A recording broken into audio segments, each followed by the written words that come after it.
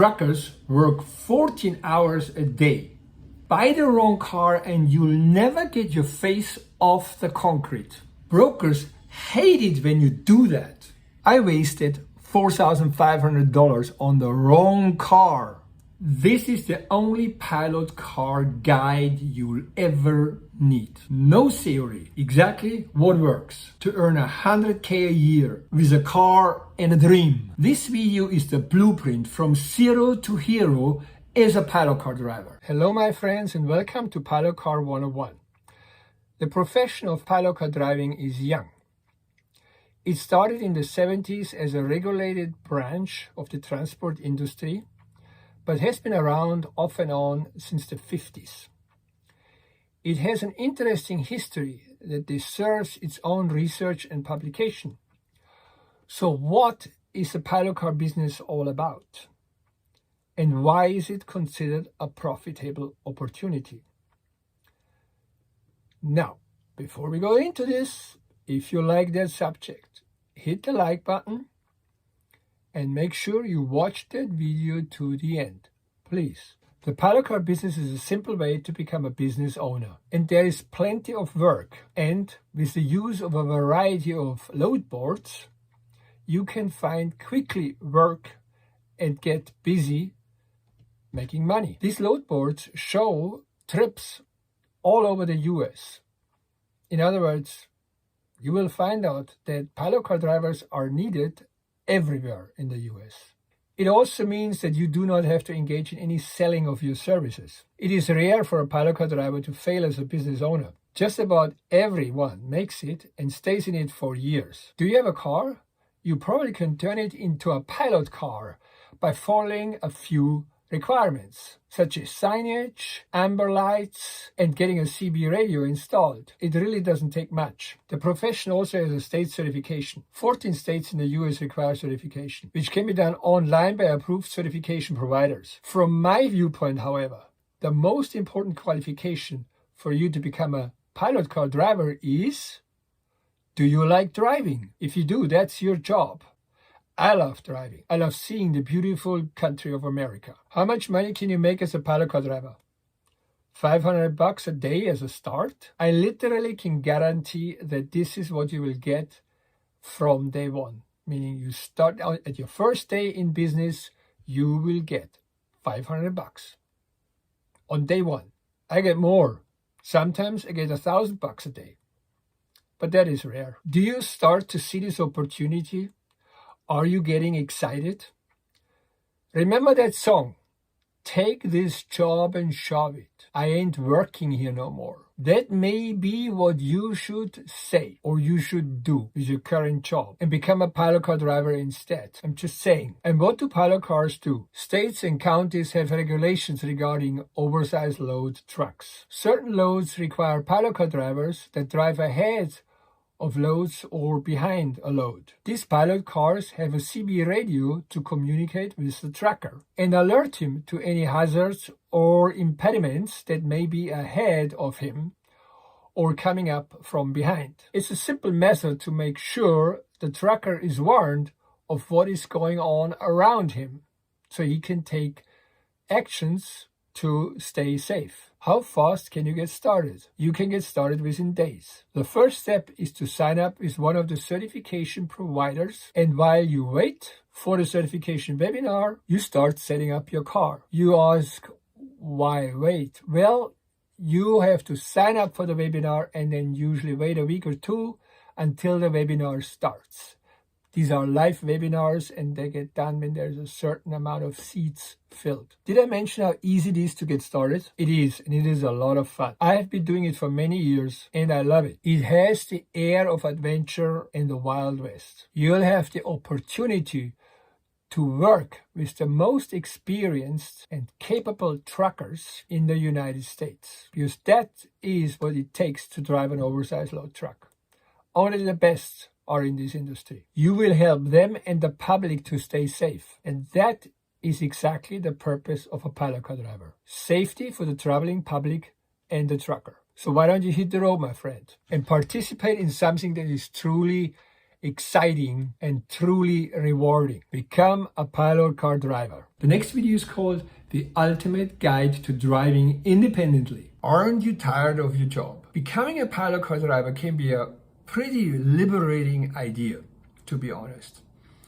You will become your own business man. You're gonna have your own business and you will be a business owner. Some of you might say, isn't it that most small businesses fail? Well, this is a valid point. The shocker is that 50% of all businesses fail after 5 years. And after 10 years, only 35 are left over, 35%. The rest is dead as a rock. In this video, I will show you how you take your step toward independence. And it is not difficult.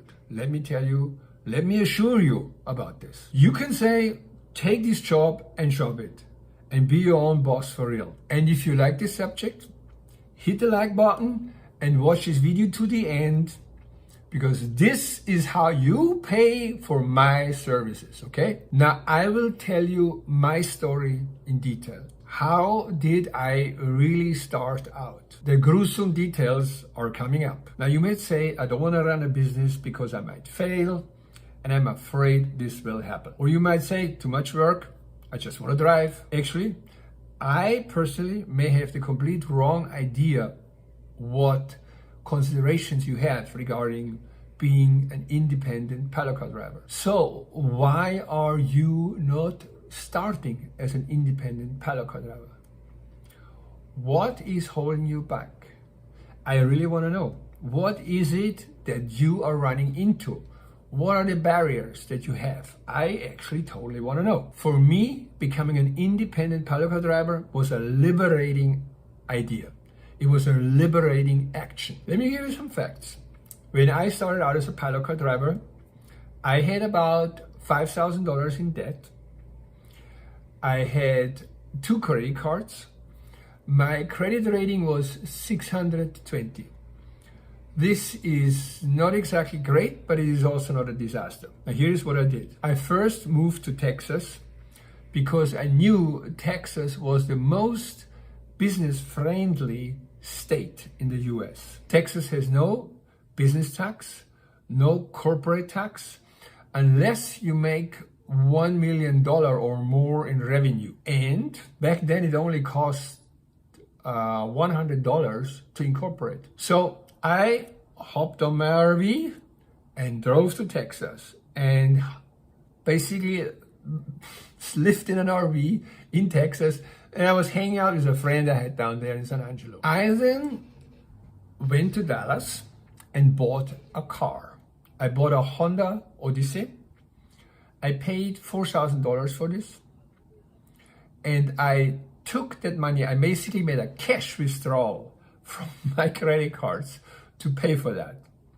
Now that costs a lot of interest, but anyway, I just did it. This was about in the middle of September 2019. I then Googled how to get a license or register as a company in Texas, and I found how to do this, applied for it, and got my license as a business in Texas. Once I had this license, I applied to Chase, the bank Chase of Manhattan or whatever it's called. I applied to them for a business credit card. And this was approved very rapidly. $6,000, just like that. Just because I had an LLC. That's what you really have to have. You have to have an LLC to get that credit card. And then I went on to, I Googled for certification. I knew from one of the videos I saw that you needed a certification as a pilot car driver. So I Googled, I found the first supplier of a certification course.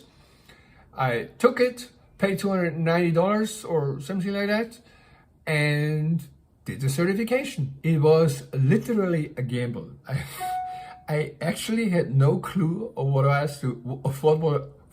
I was doing. At the certification, I found out what equipment I will actually need to be a pilot car. It was a lot. I made a list, went on Amazon and bought one thing after another using my cards. my credit cards, just like that. And then I bought an Oversized Load sign for the top of my car, and I paid for that, what, $400 or something like this. Then I bought a light bar, you know, for the top of the car. It was a piece of shit of a light bar, and I paid for it $750. Great. I also bought a CB radio with the wrong mic and the wrong antenna, but heck, I didn't know any better. And I drove to the TA in Weatherford and got the whole thing installed. At least I had something, even though I paid too much for the wrong things. And sort of an afterthought, boy, I need somebody to install this stuff because I don't know how to do this. So I found a couple of Mexicans in a town outside of San Angelo, really nice guys, really capable guys, and they installed it for $200. It took them 2 hours. They had to drill a hole in my roof for the wiring of the overhead light, for the light bar, and anyway, they did all this. Took them 2 hours. I paid $200, and I was ready to roll. But then I had a horrible thought. I actually don't know where to get the business. How do you get trips? Plus, I actually didn't know what you do as a paddock driver. What do you say to the trucker? What do you bloody hell do? So I searched on the internet, and I found a paddock car course from a guy called Scott Woods. He back then had a paddock car course. He doesn't have one today anymore, but back then he had one. And I thought, great, I'm gonna buy this course. I paid $150 for it. I had this course. I started it.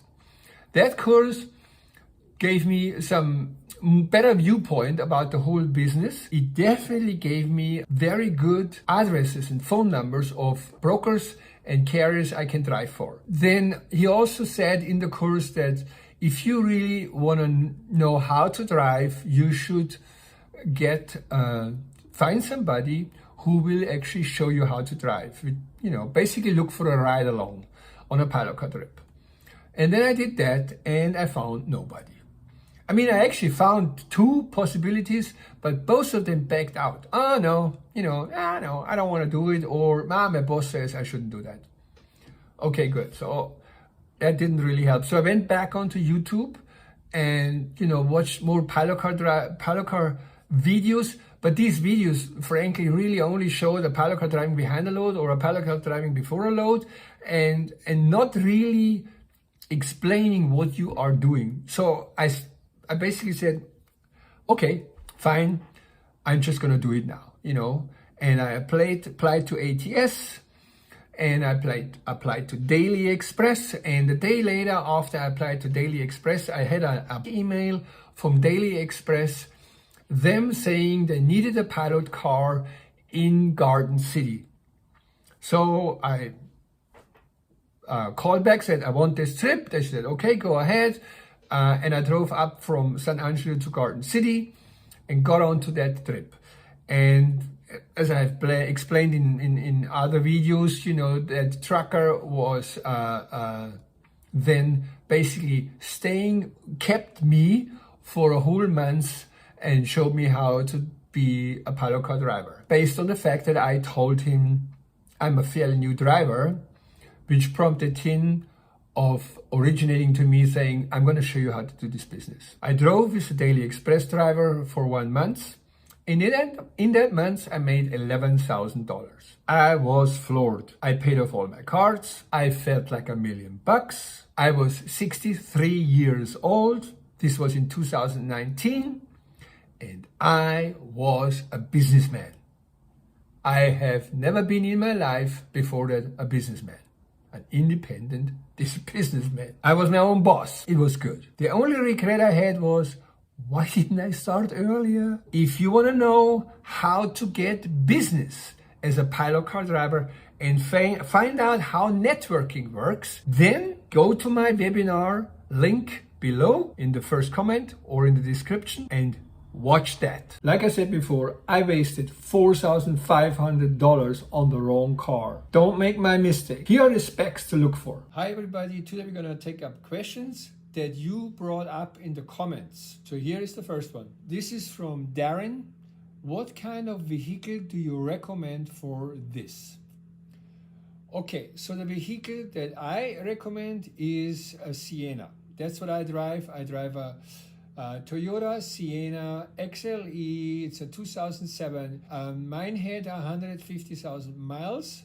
When I bought it, it now has, literally it made it today to 400,000 miles. That was pretty impressive. And it's going, man. It's going. It's doing 25 miles per gallon. And I did have to have repairs. I did have to change the transmission on it at 350,000. That was the only big repair that I had to do. I absolutely swear by that. However, another good one is a Ford 150. And I would take the most simplest version and turn it into a pilot car. I think that one is also very good. Trying to drive around with these dinky little cars is not a good idea from my point of view, because you want to have a road presence. You understand? You don't want to have a dinky, shitty, banged up little car driving in one of these oversized trucks, and other drivers are just going to look down on you for having a shitty car. You understand? Your car has to communicate respect. The pickup truck is actually one that's best for that. Personally, I think my Sienna is doing good at this. It's a nice car. It has quite some size to it. It reacts very good. It has very low maintenance, very low expenses. It's cheaper. A Ford pickup is more expensive. However, that's also a durable truck. It's a good truck, but it's more expensive. Oil change is more expensive. The tires are more expensive. When you break a window, that's more expensive. You know, any service you have to do on that one is more expensive. So my thing is, I go by the Toyota Sienna. I don't want to do, for example, a Honda Odyssey. I tried that one. Wasn't happy with it. And if you don't like a Toyota Sienna, get a Ford 150 pickup. Great cars too. Now, the next question is from Terry. And Terry says, I notice videos are for someone who wants to run the business themselves. But what about those who want to work through a company? What are the differences and pros and cons? Well, okay. So yes, you're right. I'm totally for go alone. Do it alone. Doesn't mean that you should not have somebody who shows you the ropes. You drive with somebody. But otherwise, I think this is a business that you can literally start from scratch with not needing anybody's help. However, it is not everybody's liking. It's not everybody's thing to do that. Going with a company is definitely an option if you want to do that. However, there is not much to explain about it, because if you go with a company, they basically gonna do everything for you. Everything. You have to still get your own certification. You have to get your car. Not necessarily. Some companies tell you that they have a car for you. They pay the insurance, give you the equipment. They have you set up on trip sheets that you have to fill out after every trip. They get you the money in your account. There are some very good ones out there. I cannot really recommend one. One way of finding them, go to Facebook groups that are for pilot car drivers, and especially those that have a bigger membership. Some of them have like thousands of members. Those Facebook groups have owners of pilot car companies that look for new drivers, often ask for somebody, you can call them up, and then you just should ask them, what do they do, how do they operate, and so forth, and then make a decision which one you like, and then go with them. All right, big difference, because I'm money greedy. So when you go alone, you make way more money. When you go with a company, it's more safer, you're more taken care of. However, you make less money. Okay, the next question. This is Shapa Beats Production. Okay, here we go. Herbert, I'm trying to get into business as well. I watched your videos with the rates, etc. But still don't really understand how much can you gross. If you work 5 to 6 days a week, can you make around 3,000 week gross? Thank you. Okay, yes, you can make 3,000. Personally, I wouldn't set my target that high when I just start out. If you make 2,500, it's also pretty good. You definitely can make 3,000. I would say you can work it up to, $4,000. If you have been into this for a year or 2 years, you're doing business all over the US. You're not restricting yourself to areas. If you just go always where the business is, you will make a lot of money. But to start out 3,000, 2,500 to 3,000, absolutely real. And now, my friends, we are coming to the tips and tricks section. Okay, so the tip for today is how to get a shower for free on the road. You can get a free shower if you go to a pilot or a flying J. They offer free showers for pilot car drivers. How do you get them? You need that.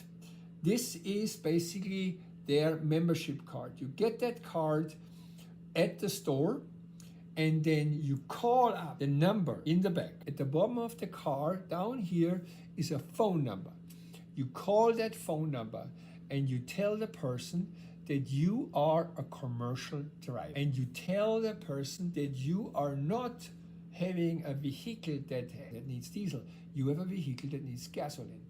So you would like to get the showers and you would like to know how many gallons you need to fill up in order to get a shower.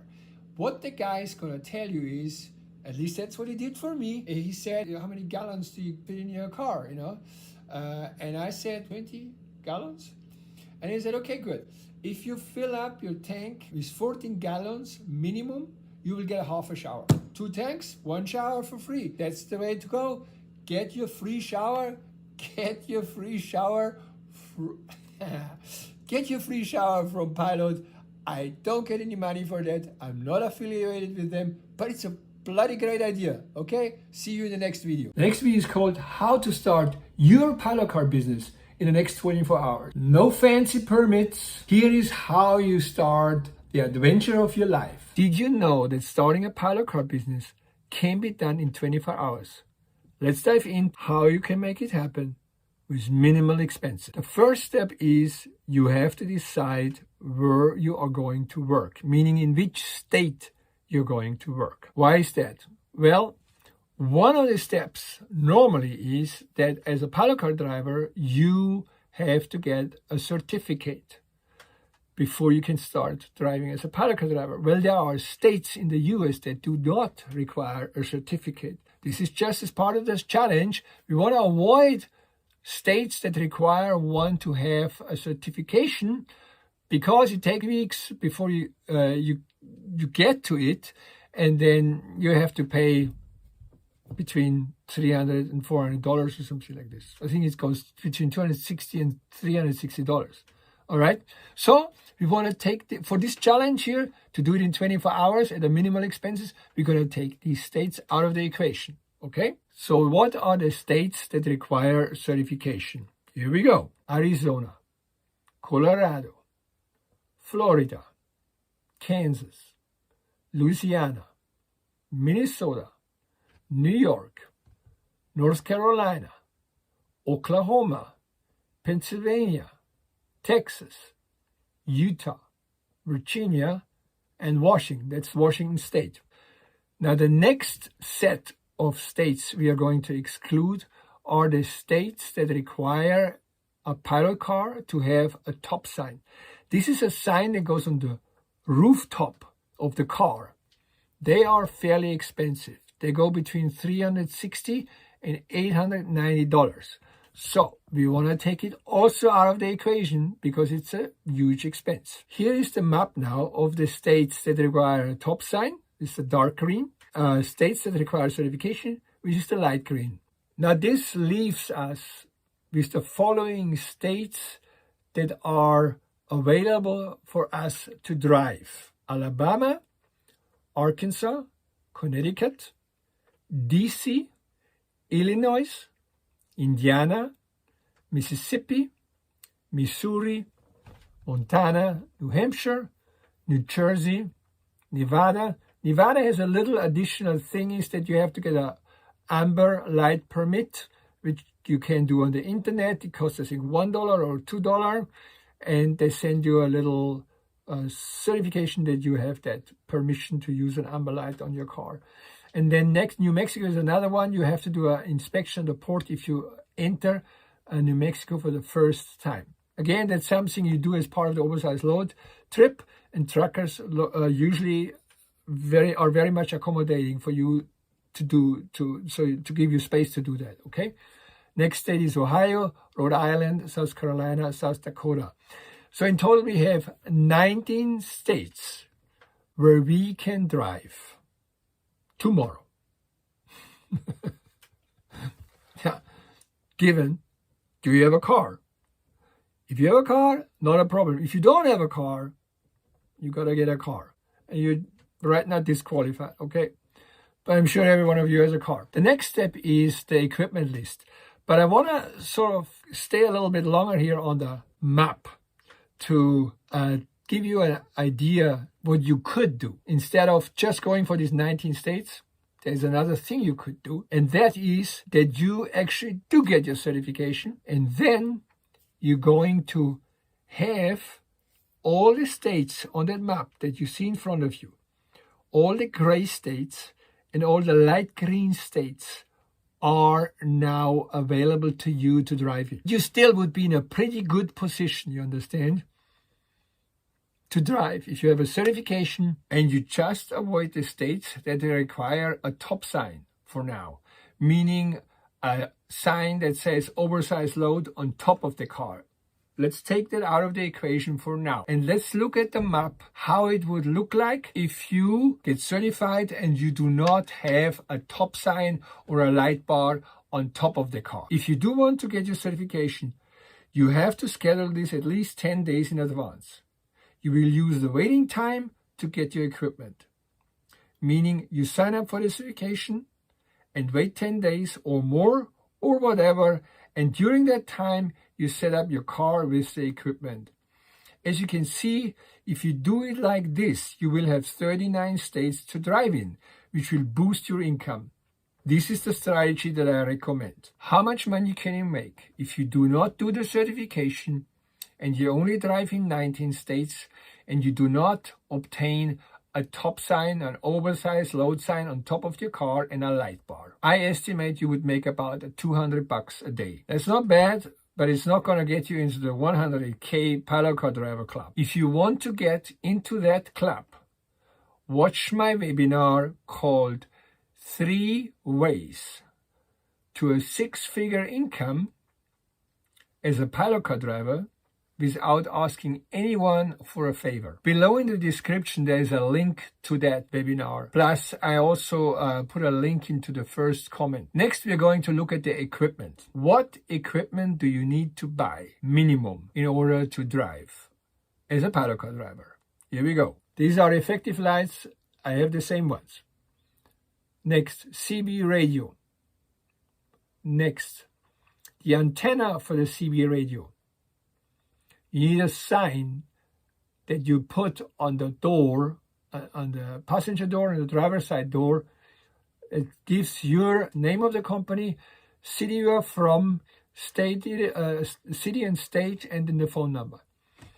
This is a very good link here where you can get this done on Amazon. But you can also go to a Staples and get it done there. Next is flags on each side of the car. These are 18 square flags. And then we have mounting devices that go along with them. And I'm showing you here 2 different mounting devices. One is with a magnet of this one here. And then the next one is a metal one that you have to screw to the side of the car. Then you need flags on each side of the fenders. This is just certain states want you to have these. These flags have straps on it. They're 18-inch wide. Then you need a stop slow paddle.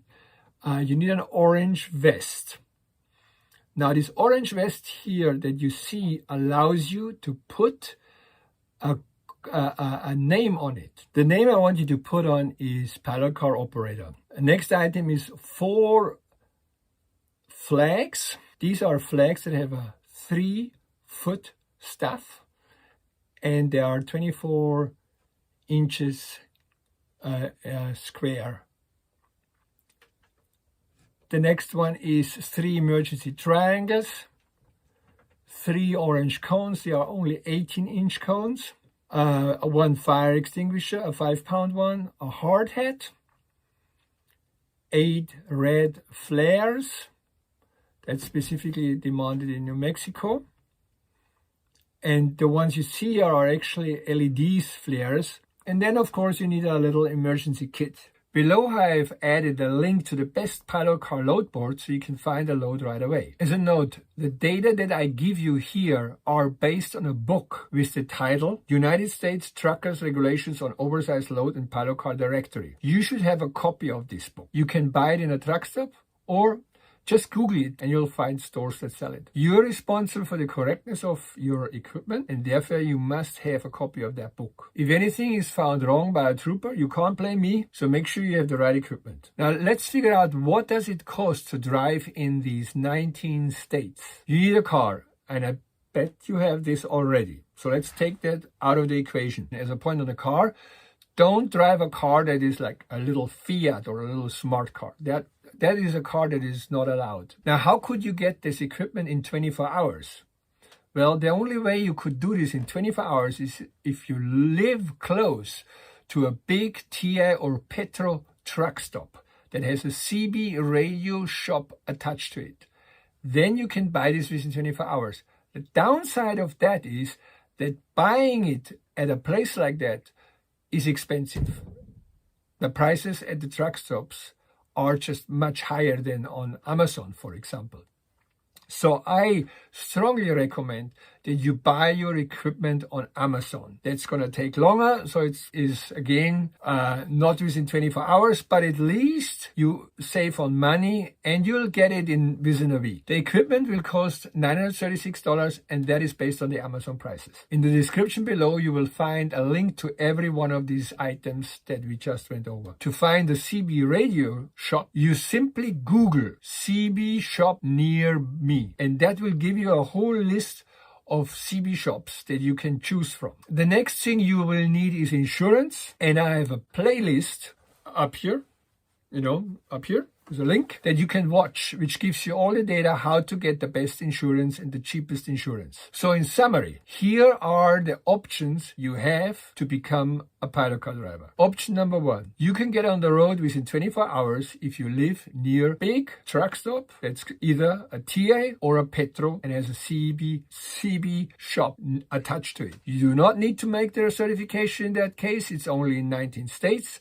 And you will make $200 a day. Option number 2, you can get on the road if you get a pilot car certification, and this will allow you to drive in 39 states. And that excludes states that require you to have an oversized load on top of the car and a light bar. The certification will cost you $260 and the equipment will cost you $936. I estimate you will make about $300 a day by choosing option 2. Option 3, if you have the money to buy a top sign and a light bar, you can drive in all 48 states and you will make $500 a day or more. I personally started out with option 3, and that was in 2019, and I made over $10,000, well over $10,000 in my first month. The next video is called What Equipment Do You Need? When it comes to equipment, you got 2 problems. Either you buy too much or you buy too little. Both will cost you dearly, especially when you buy too little. Are you compliant with the latest regulation?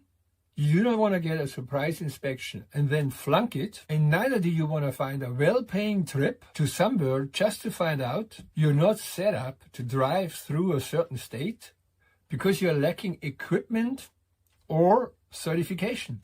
That would be horrible.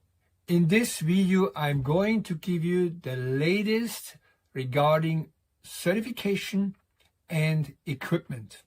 But I'm also going to give you the data to drive in all 50 states. In short, this video is going to be the one-stop info center for your legal requirements as a pilot car driver to drive all over the US. If you only wanted to drive as a local driver in your state or a certain area in the US, do not watch this video. Instead, watch the video regarding local pilot car driving, and somewhere up there is going to be a link where you can watch that video. This video here is regarding driving in all the 50 states of the US. So, now, watch this video to the end. Every piece of this video is important. You don't want to miss anything, because it could cost you money. Those of you who want to be professional from the very start and make the maximum amount as a pilot car driver, click on the webinar link below. See the description and the first comment. This webinar will give you the 3 successful ways to a 6-figure income as a pilot car driver without asking anyone for a favor. This webinar will also introduce you to my new pilot car course. Here is a summary of the requirements that you have to fulfill as a pilot car driver. I suggest you take a screenshot of that summary. Get a car, van, or pickup truck to drive as a pilot car. Take the Utah certification, which is online. To drive in Florida, do a defensive driver course online unless you have a CDL. To drive in Pennsylvania, do a national flagger course with ATSSA, American Traffic Safety Service Association, online. To drive in New York, do their certification at a local DMV, but do it after you have done the Utah one. To drive in Louisiana, apply for a Louisiana permit online. To drive in Nevada, get a Nevada Amber Light permit. To drive in New Mexico, get a New Mexico pilot car permit by simply driving with an oversized load to a New Mexico port, and you will get an inspection to verify that you are in compliance with the New Mexico regulations. Get a 1 million general liability to drive as a chase and lead driver, and get a 1 million commercial auto, and add Pennsylvania as an additional insured to the insurance. The next part of this video is the equipment that you will need to drive as a pilot car driver. First, let me show you a map. The green states are the states that require a top sign. The yellow states are the states where you may use a top sign or a bumper sign. The red states are the states that require a bumper sign. In the next section, I will show you the equipment that you will need. This has changed much compared to the earlier video I did in 2019. All the items you will find here are on a list with affiliate links in the description section below. Now, you will notice that some of these items that I'm listing here in the below description section give you more than one option. So just read what it says above the affiliate link so you know what you're supposed to click on. Let's get right into it. First item is the traffic cone. This is a 36-inch traffic cone. You need 3 of them. The stop paddle, slow paddle. You need 2 of them. 9 reflective triangles. This one has 3 in them. You need 3 such packages. Pretty heavy. Glow sticks. These are light sticks. This one has 10, is a 10 pack. You need 8 for that. I'm using these glow sticks, not the flareable that get hot, because Oklahoma requires them. That's why we have them. 2 oversized load banners. You have to carry them even if you have a rack with an oversized load sign on it. Class 3 orange safety vest. The vests are a little cheaper. This one is a little bit more expensive, but more useful from my point of view. Orange hard hat. There you go. That's what you need. You mainly need this when you are on a construction site, walking around on it, or when you go flagging, you need that too, that's required. 10-pound fire extinguisher. A CB handheld radio. Why do you need a CB handheld radio when you already have a CB radio in the car? Well, if you step outside the car, you need that baby to communicate with the trucker. And you need 2 of them in case one of them goes down, you have another one in reserve. That's the reason for it. Here we have the wand. This is another traffic direction tool during dark hours. There you go. Doom, doom, doom, doom. The flashlight. Special flashlight 1.5 inches big here, must be for D-cell batteries. Requirement. Next, a first aid kit. And then you need 2 flags like this. This is this is on a 36-inch staff, and yeah, you need 2 of them to direct traffic. Next is load flags. These are the load flags that actually go on the Oversized Load truck. You have to carry them. There's 8 of them. This is basically in case something falls off the truck and he doesn't have a replacement, you're supposed to carry replacements for that. Also, what is required is spare batteries for for anything that you have. But I just showed you that needs a battery. You need a spare battery. Also, what is required is flags. These are the flags that go onto the rack that is on top of your car. When the rack I specifically have, you get these flags for free. They actually send you 4 of them. They're pretty long lasting. One of them has lasted me like half a year, and this is 2 ones that I've never used. I'm still using the first ones.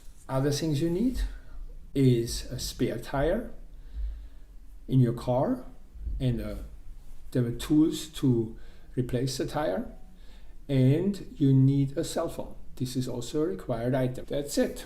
Now we're gonna go out to the car, and I'm gonna go specifically over a few points more regarding the fixed equipment in the car. What you see here is the standard setup. This is the Oversized Load sign. Below is the amber light that's fixed onto the rack. And left and right you have the red flags, which I showed you in the other video when we were inside. So you get 4 of those and you buy that rack there. That amber light I have there is a fairly expensive one. There is actually found that same amber light cheaper on Amazon. However, what's important about that amber light is it has to have a width between 43 and 52 inches in order to drive anywhere in the US. A few more words on the fixed equipment on the car, meaning the top sign, the CB radio, and the light bar. For the CB radio, you also need a mic and an external speaker. The CB radio I recommend is the Cobra Classic 29 LTD. There are 2 microphones that are considered the best. One is the Astatic, and the other one is the Rode King. For the antenna, I recommend Little Will, which is from Wilson. I suggest this one for all cars and minivans. If you want an antenna that has an extra large reach, I recommend the Striker SR-A10. This is an antenna I used on my minivan. You have to make sure that you tell the technician who is there at the shop that you want your CB radio tuned as well as your antenna. Next, let's look at the light bar. I'm going to show you different light bars. Okay, the ones I'm showing you here are all either for cars or for minivans. If you drive a pickup truck, you can just pick about any light bar that is suitable for a big truck. You will see also these light bars that I'm showing you, they have different prices. However, they all have the size required in order to drive in all US states. Before we speak about the top sign, realize that you do not have to have it if you're not interested to drive in all US states. Look at the map at the beginning of this video.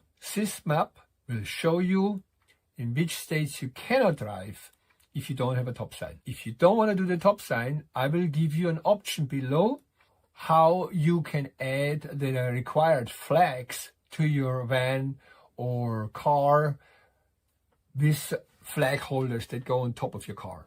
That's much cheaper. But you can't drive in a bunch of states then. So back to the actual rack sign. There is a bunch of them out there that come at various prices. What I did is below you will find a list of URLs. These are not affiliate links. These are just URLs, and it will give you various racks that you can look at. I recommend the rack top sign from Barney. This is Barney Pilot Car Equipment in Oregon. I have this one and I had it for 5 years. If anything is broken or used up too much, looks tacky or rusty, after 2 years, they will replace it for free. You may also want to see what used items you might find on Facebook. Just search Pilot Car Groups on Facebook and you will get a list of them. Some of these groups have sections where they actually cover the selling of used equipment. The next video is called How to Get Loads. I have seen people put up videos on YouTube about how to get business for your pilot car company and then not saying a bleeping thing about it where you actually can get that business from. If you want to know more about this, pay me by hitting the like button. What is amazing is that I never tell you where you actually get that business for your company. In this video, I'm going to tell you where you get the business from and what are some of the promotional actions you should absolutely take in order to obtain a lot of business. The first one is called Pilot Car Load Board.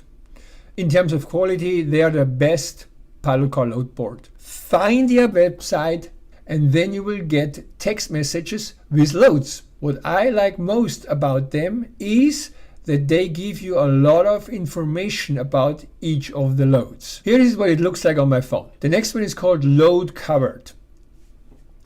Now that one also has a lot of loads, but it doesn't have as good as an information about each load as the one I just mentioned earlier.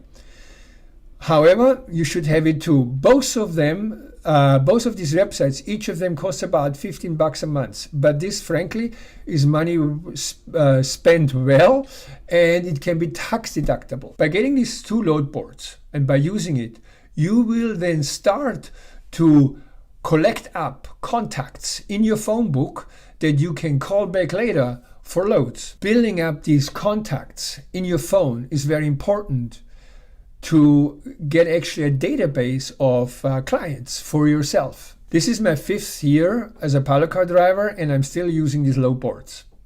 Even though other pilot car drivers might tell you, oh, I don't use them, they are, whatever, not good, whatever.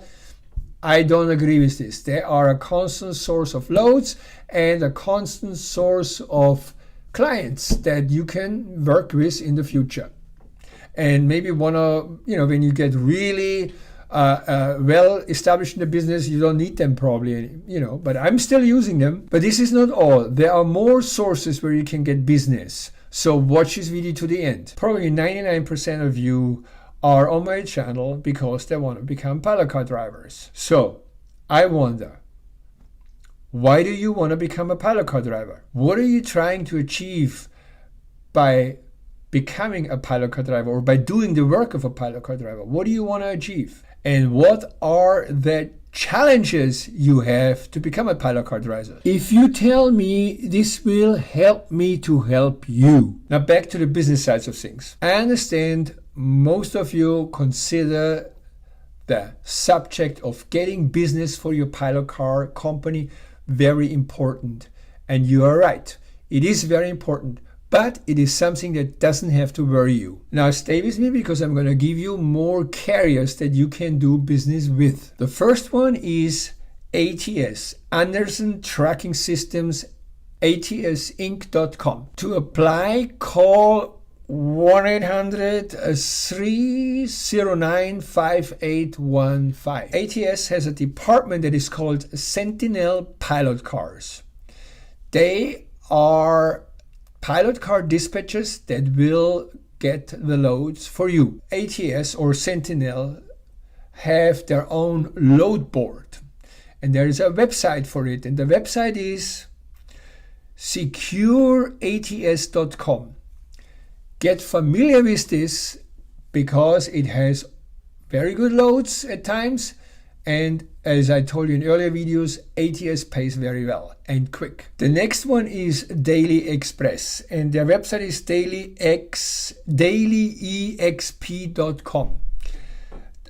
To apply, call 717-240-2118. Once you have signed up, they will put you on an email list and they will alert you to loads through their email. Okay. Another one is Combined Transport. Their website is combinedtransport.com. And their phone number is 800-547-2870. They also will put you on a list. They don't send emails out. They don't have a load board, but you can check with them for loads. You can just call the dispatcher, tell him where you are, and ask him if there's any loads nearby. Now, I also made up a list of brokers that have regular loads, lots of loads, and these brokers have all a good reputation. I put that list on my website, and below in the description you will find a link to my website to get that list. Now, I'm telling you, you should print that list and have a hard copy in your car so you can quickly look at that list and call them or check it against any other loads that you see on the load board and see if they are on the good broker list. I'm not telling you that this is the only brokers you can use. There are other brokers. Frankly, generally speaking, any broker you can get on the pilot car load board list are good brokers. Now stay with me. There are 3 more hot tips I'm going to give you to get business. The number 1 tip is a business card. You can get this at Staples. I just went to Staples, got a business card, easy, quick. Every time you run with a trucker, at the end of the run, give that trucker a business card from you. Now let's say you are on a truck stop after you have finished a load and you're looking for another load. What you do at that moment is 1, you look for the alerts on your phone that come in from the load boards, like from Load Covered or pilot car load boards. Then you check your email. You keep an eye on your email because something might come in from Daily Express on that.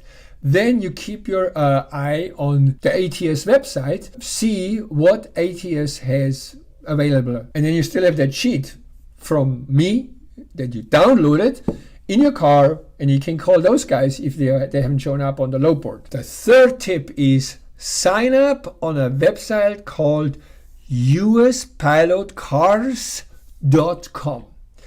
That website is a website which has a register of all the pilot car companies in the US. A lot of truckers, carriers, and other pilot car drivers check on that website in order to find a pilot car that they need, nearby them. You sit in Texas, you need a pilot car. It has been for me actually a pretty good inflow of business. I just get called up out of the blue by somebody, are you available? The next 3 videos are about everything insurance. Insurance brokers will sell you anything to make money. Skip the scam. Here is what you really need. There are 3 insurances you have to have: general liability, professional liability, and commercial auto insurance.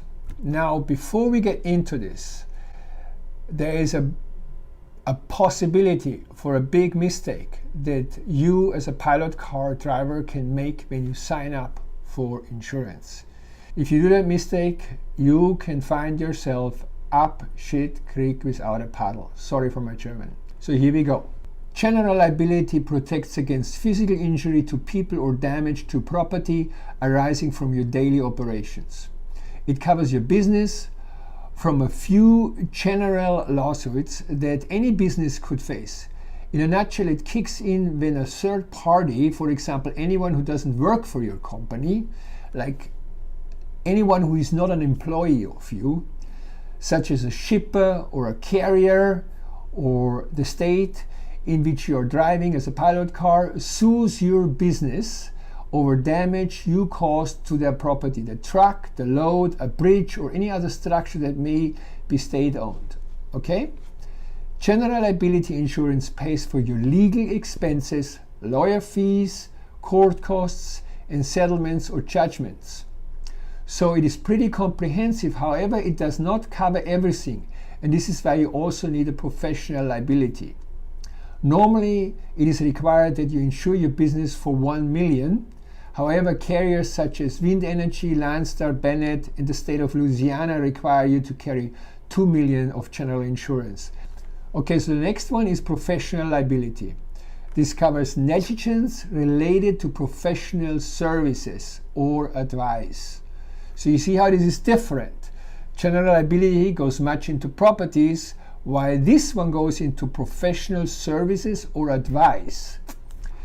It's generally related to financial loss as opposed to physical injury or damages, which is more again in the general liability. A pilot car driver needs $1 million in coverage for flagging, height pull, route service. For example, you will not be able to receive the final Utah, Colorado, or Washington certification if you don't show you have this insurance. You can attend the course, but you will not be handed the certificate unless you have this insurance. In fact, it is required in all states that require certification. Many activities are typically excluded under the general liability because they are considered to be professional exposure. These activities are covered under your professional liability policy. For example, if you're going down the road and you're a lead and you're telling the trucker, we have to go to the left over there, this is our road, and the trucker says, well, I'm not so sure, you sure we're going to go over there? You say, yes, this is our route, we're going to go down there. You drive over there and it's the wrong route, resulting in a ticket for the trucker, resulting in a delayed delivery. This is all financial damage based on an advice from you. And this is where the professional liability kicks in. So, in summary, professional liability insurance shields you from third-party lawsuits alleging you provided negligent professional services, failed to uphold contractual promises, provided incomplete or shoddy work, made mistakes or omissions. It's much different from the general liability. Okay, so next we're going to go to commercial auto insurance. Commercial auto insurance coverage provides insurance for bodily injury to someone that you might hit and property damage to a vehicle or bridge or wall that you might hit with your vehicle. It does not provide coverage for the pilot car business operation. For example, one time I was hit by a truck who backed up and bumped into my grill here in front of it, and there was the commercial insurance, the commercial car insurance who paid that, and because it only involved a commercial truck. So, in summary, general liability protects against physical injury to people or damage to property arising from your daily operations. It does not cover the consequences that may arise based on your judgment as a professional. Professional liability covers negligence related to professional services or advice.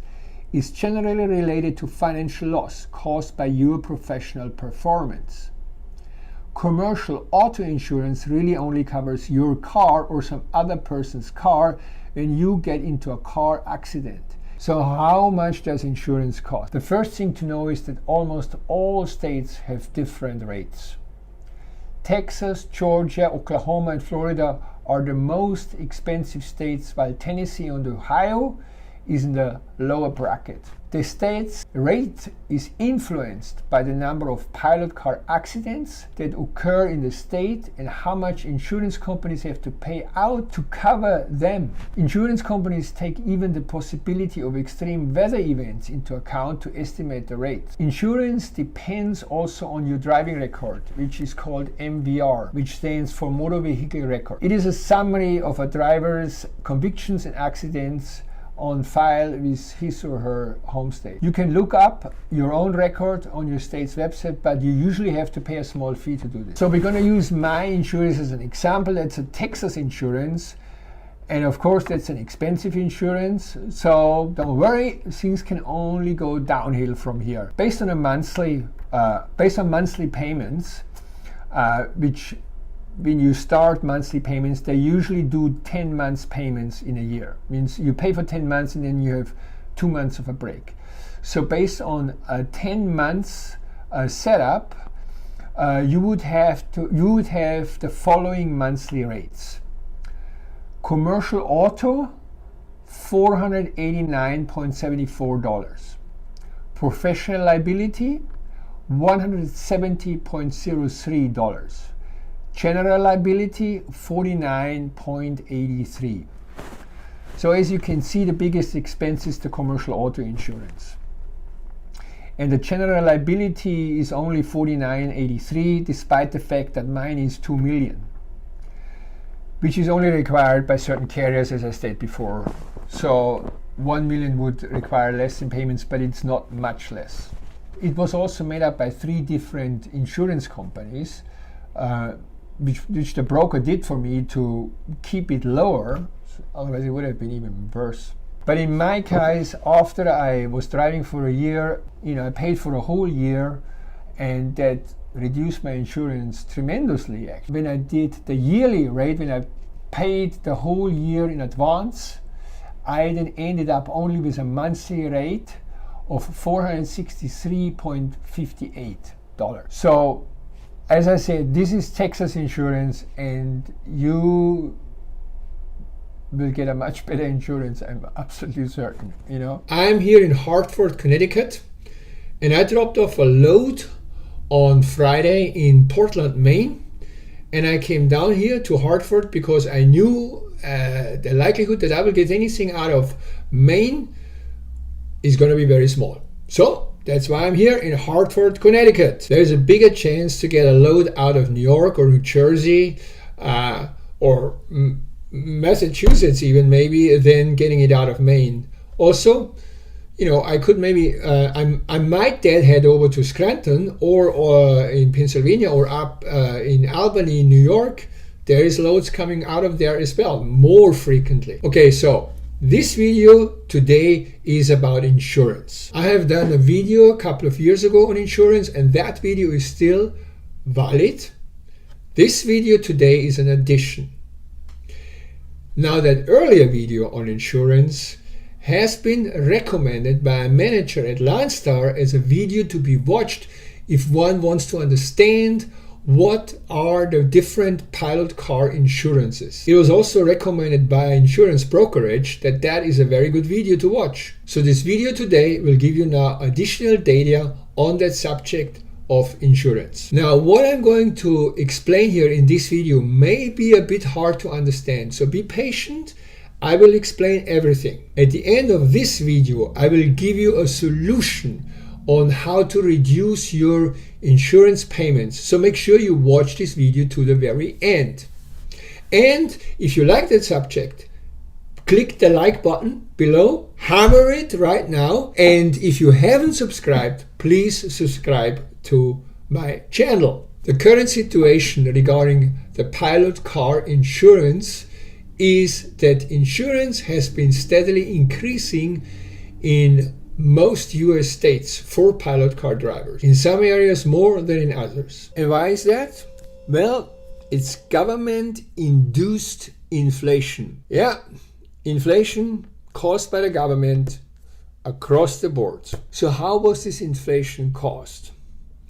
Well, it was caused by the supply shortage, which was created during the flu madness of 2020. You remember that? Because what happened back then is that supply shortage caused an increase in auto parts or vehicle parts and in the price of selling vehicles, used or new. This inflation then all started rising when the government decided to shut down the Keystone Pipeline. That was sort of the starting point of that government-created inflation. So in short, the why for the increase in insurance prices are government actions that resulted in supply distortions and inflation across a multitude of industries that recoiled on the insurance sector. If you know why something is the way it is, you then can start doing something about it. Now let me show you an interesting statistic. The blue line shows the liability part of claims, which are what insurance companies have to pay for bodily injuries or things related to that. The red line, physical claims, refers to what has to be paid by an insurance company for the damage to the vehicle or load of the vehicle. If you just sit back and look at the blue line, not much change. These are the bodily damages that have occurred, and obviously they would not be subject to inflation because they get handled by settlements.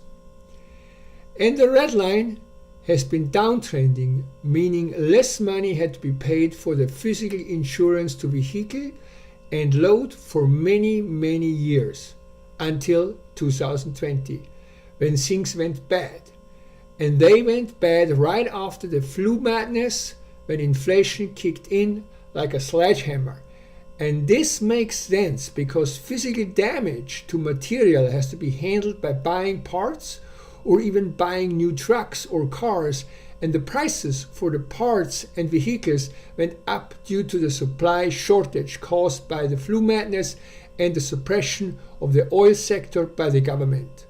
Though these two statistics tell us a lot. The above data also apply to Florida, but Florida has an additional situation that was caused by legislation that was passed. And that had very oppressive repercussions for insurance companies. Again, you have government interfering here, and that caused a big mess in that state. As I said earlier, now that we know why something is the way it is, we can do something about it. The first thing we can do is vote for the right party next time there are elections. Because the reason for that entire mess is because of special interests. And the second thing we can do is hunt for lower insurance rates. And I'll give you some tips on that. 1, make sure you're not overinsured. Someone might tell you to get professional liability because you're going to be flagging. I do not know any trucking company that requires that. It is required in the state of Pennsylvania. Do you work in Pennsylvania? If you drive through Pennsylvania, just don't flag. High pole drivers should have it. Yes, if you can afford it, it's a good thing to have. But again, none of my carriers requires it. The second thing is get insurance quotes from different insurance brokers. I changed my broker this year and I'm paying about 30% less than I paid in prior years. The broker I use is Mike Smith from 680 Insurance. You will find his contact information in the first comment below as well as in the description below. And third, you might want to move to a state that has lower insurance rates, but you actually have to move there. I hope this information helps. See you in the next video. Here is another tip on pilot car insurance. There are 6 states with very low pilot car insurance rates. The states are Texas, New Mexico, Tennessee, Georgia, Illinois, and Arizona. And according to Mike Smith, the cheapest one is Tennessee. If you don't live in any of these states, don't worry. You can still capitalize on it. Register your car in any of these states and get an address in that state for your business, and off you go. You just cut down your insurance payment by a lot. And how do you get an address? Find a mailbox service like Going Postal or Postal Annex and buy a mailbox service. And these guys are gonna give you an address. You can use that address. Next, Google how to register my business in Texas or Tennessee, whatever state you wish to go to, and follow these steps, whatever they are, in order to register your business in that state using the mailing address that you received from the mailbox service. And that's it. Once you have all this, call Mike Smith at 925-683-9743 and tell Mike you were referred by Pilot Car 101, the best pilot car channel in this sector of the universe. Do the above steps in the next 6 months. Mike says the above list of those 6 states changes just about every 6 months. So if you want to do this, do it in the next 6 months. And as my German grandmother always said, do not hesitate to lead or chase anything. See you in the next video. The next video is called Your First Trip. Da-da! What are you gonna do? My first load was a disaster. Here is how you avoid screaming truckers. Here is how you avoid screaming truckers and a $5,000 loss. In this video, I'm going to tell you exactly what you should do when you start your first trip. This is really for those who have never done this before and they are going to face having to start their first trip. And I'm also going to tell you how it went for me when I did my first trip. It's a little story, okay? So the very first thing you have to do is you have to find a load. Like I took it up in my earlier video, you can go to register with Daily Express, you can register with ATS, and you can go to Load Covered, or another website is called Cover My Load, and get trips from there. And then you are going to call the broker. When you reach the broker, you are going to be calm and collected. You're not going to make the impression that you're a complete newbie who doesn't know what he's doing. You're going to be calm and collected, and you say to the broker, I just saw your notice on Load Covered, a trip from Ohio to Wyoming, Cheyenne, Wyoming, is it still available? And the broker says, yeah, it's still available. Okay, so what are your rates? So there, when you then tell him, my rate is, since you're doing a chase, your rate is 135 or 145. You can pick one of the two. I would just really go for 135, so to make sure that you really get the load, because you have to start driving to get experience. Unless you drive, you won't improve. That's a fact of life. Now, so what the broker then next does is he says, okay, good. Oh yeah, no, I forgot. What you should also say is not just my rate is 135 or 145, whatever you want to do. You should also then tell him, and for a hotel night I charge 70 or 75, and for a no-go I charge $150 plus a hotel night. And the broker says, okay, sounds good. And he says, okay, I'm going to send you a text message with the phone number and the name of the trucker, so you have to call him up and get in communication with him to find out where you have to be and when you have to be there. Okay, so that's the end of the talk with the broker. Brokers usually don't know what the load is really about. They know often the miles though. They know the permitted miles. And that's something you could ask him for, but you can also figure this out. Now, okay, you want to keep this, you don't want, let's not put anything extra in there. You can ask him for the permitted miles of that trip. That's actually not a bad question to ask. Okay, and that's that. So now next is you call right away the trucker. You don't let grass grow under your feet on that, because sometimes these truckers, while they give the trip to a broker to find a pallet car for him, the trucker gets on the phone himself and looks himself for a pallet car. And then if you call him up too late, he says, oh, I already got a pallet car. That's fuck up, Okay, I have to edit this. It's no bueno. It's not good.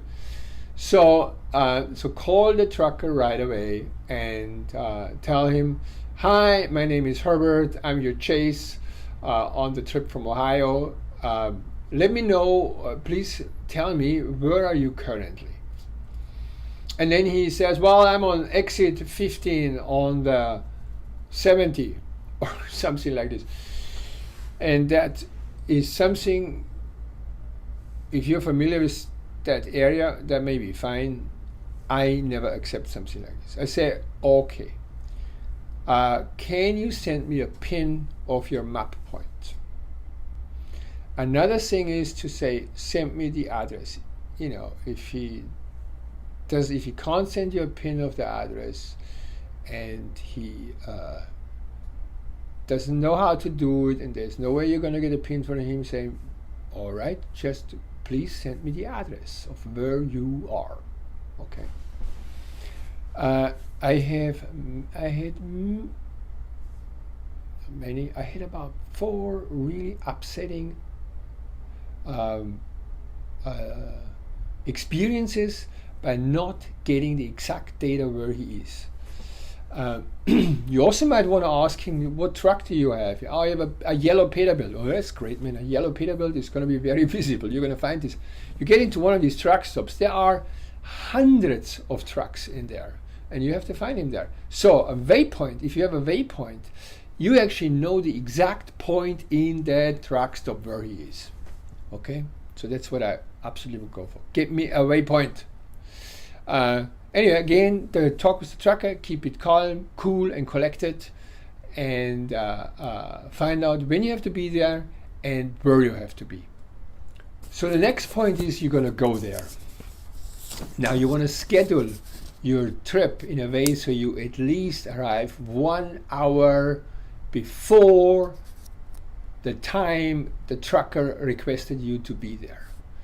Why? First of all, you want to get yourself ready. You know, if you had to have a long trip before you got there, you want to refresh, you know, get anything, food, but anything you want, and then you have to put up the signage on your car, and then you inform the trucker, I'm here now, and then he comes out of the truck, you go up to him and you tell him, I'm Herbert, how are you? And he says, well, yeah, I'm Joe, I'm fine, and how are you? And so forth, the classic American introduction. And then usually they then start gonna talk immediately. Okay, so we're gonna do this Wyoming ride. It's not a big deal, he says. I've done this 15 times. I know what I'm doing. You're just gonna be behind me and let me know if there's any problem back there, you know. And then you say, okay, good. Is there anything specifically you want me to pay attention to? Keep an eye on the chains, you know. We don't want any of these chains to get loose. You could say things like this. Or he could say, well, don't give me every 4 that comes up from behind. I don't care if a 4 comes. Just tell me the 18s. Or some things say, I don't want to know about 4s. I don't want to know about 18s. I just want to know if an oversize wants to pass me. All right? Tell me about those. And okay, so you listen to all these things and you take them in, you take note of this, and you definitely promise to do that or improve that or follow that, okay? Now, the other thing I would tell him is, by the way, I am a fairly new pilot car driver. I am fairly new at this, and I'm totally happy to receive any sort of directions from you. That is a good thing to say. It's the truth. It's a good thing to say. The trucker is going to be happy about this, and he's going to be very happy about helping you out on this. At the end of the trip, you send your invoice to the broker. And that's the end of the story. On my first pilot car trip, I did not tell the trucker that I was brand new. Or fairly new. I just went through the whole motion that I just explained to you, didn't tell him anything about my experience, and went on the trip. And then I did a bunch of little mistakes. First I was calling out too much, then I forgot calling out something, then I once went into the oncoming lane as a chase car driver. Went into the oncoming lane like too long time. He got worried about that. Anyways, it was like a whole bunch of things I did that freaked him out. So the trucker then, the trip is over, and the trucker comes out of the truck and walks toward my car and says, I came out of my car too, and he says to me, are you brand new at this? And I said, well, yeah, I'm fairly new. He says, I was thinking about that. He said, you should have told me this. If I would have known that you were a little new, I would have helped you out a little bit more. Stupid from me. I should have told him. So I want to make sure you do this. You tell the trucker, I'm fairly new. Because they like to help. They like to help you. Out. They absolutely hate it when somebody pretends. I tell you, I have seen the most disgust from truckers about people that pretend. One trucker even told me, I rather have a guy who is fairly new that I can mold into a pilot car driver that is a good one. You know, there was a daily truck driver who told me this. And also, by the way, my first truck driver was also a daily truck driver. You know, these daily truck drivers helped me a lot. You know, I got built by them. I could, I could say I almost got built by them. The next two videos are about driving a chase car. That's the pilot car in the rear. Nobody will teach you how to drive a chase car. Not even the expensive certification course covers the heart and soul of pilot car driving. Pilot Car 101 will bring you the dope for free. So now let's talk a little bit about chase, because this is the type of load you want to start with. You don't want to do anything else but chase in the beginning. So when you go on load covered, you look for chase messages. Okay, basic things about the chase. First of all, let's assume you're going on a 4-lane highway, 2 oncoming lanes, 2 outgoing lanes. So now, what you have to do there is you have to tell the trucker what's coming up behind him, because most oversized loads don't see very well behind them. So in any case, you want to let the trucker. You want to let the trucker know what's coming up. Usually, they want to know if there's a big truck coming up. You know, an 18-wheeler. So that's the slang for it. 18-wheeler coming up. All right. If you are on a 2-lane highway, 1 lane on you are on 1 lane, and then there's 1 lane coming at you. On a 2-way highway, on a 2-lane highway, I would announce every single thing that comes up from behind. If it's a 2-wheeler, a motorcycle, a 4-wheeler, a car, a pickup truck, or a large truck, a 18-wheeler. Also, you can specify, if it's a pickup truck with a trailer behind him, that's something that's a little bit more dangerous than a normal car or normal pickup. Then you tell him 4 with a tag coming up.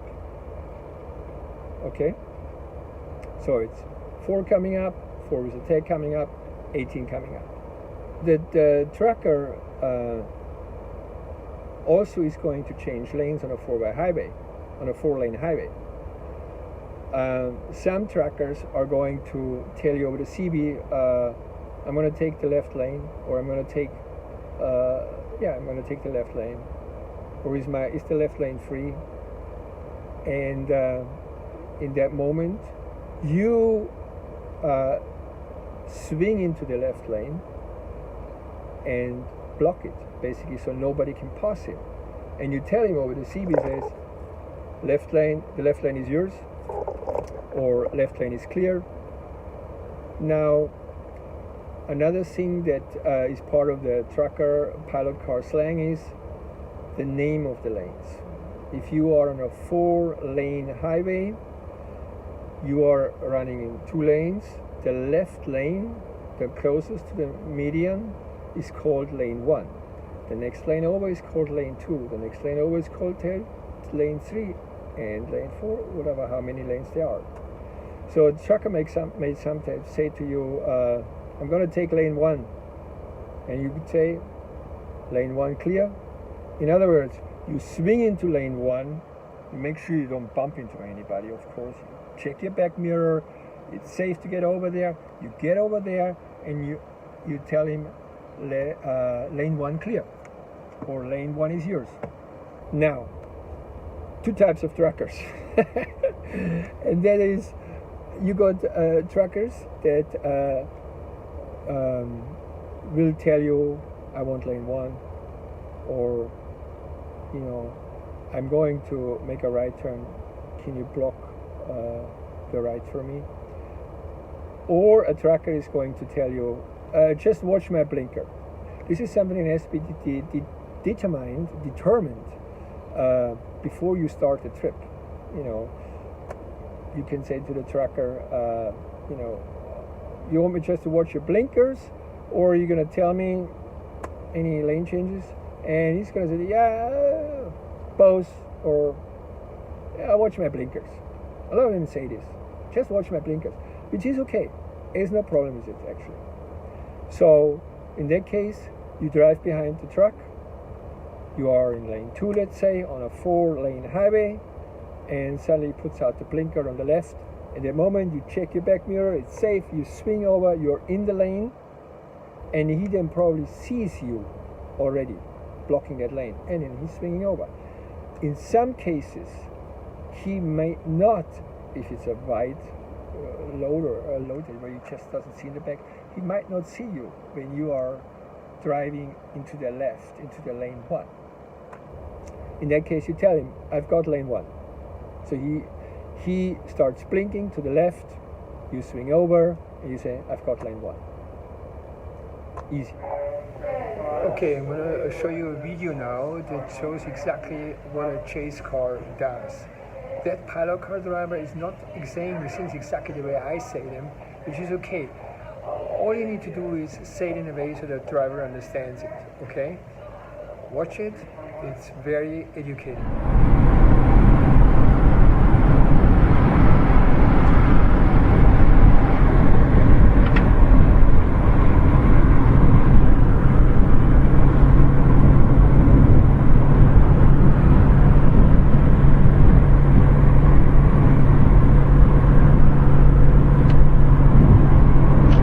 We got one left.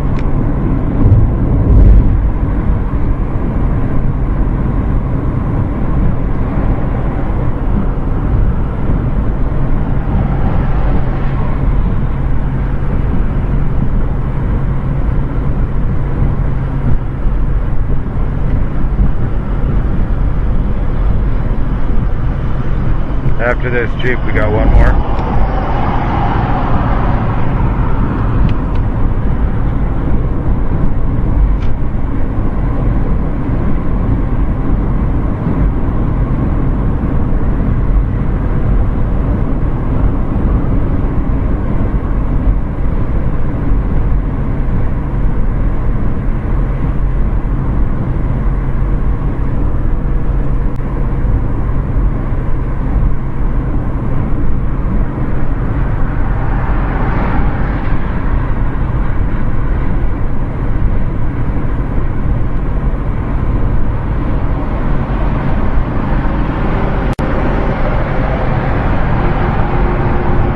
Coming up your left.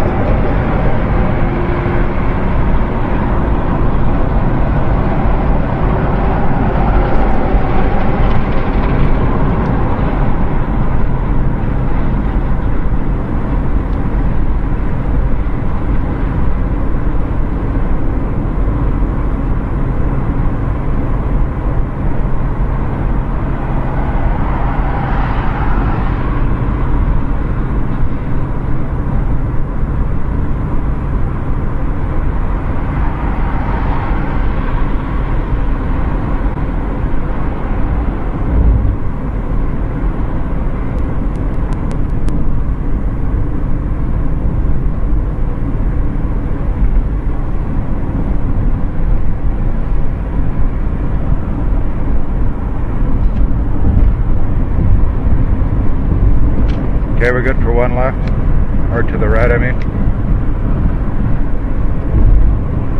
Hang on there a second, we got one racing up.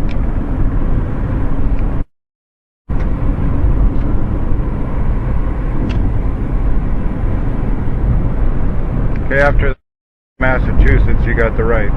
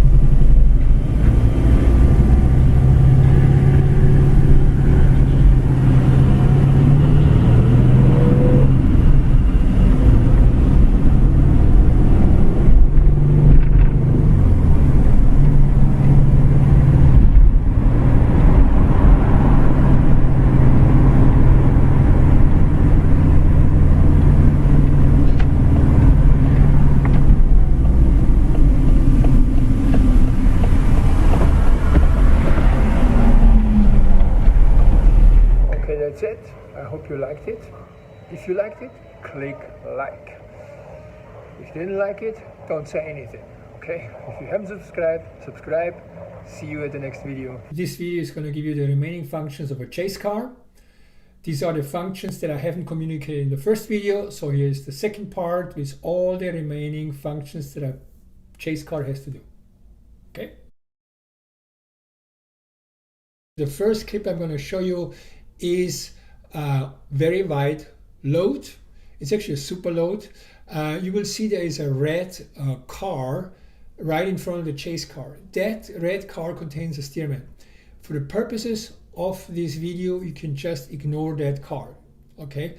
The main point is the chase car is in common with the tracker, and what I want to show you with this clip is that the chase has to keep the tracker informed as to what is happening with the back of his trailer, because the tracker can't see back there. The chase car can see it, and he has to keep the tracker informed about it. So there you go.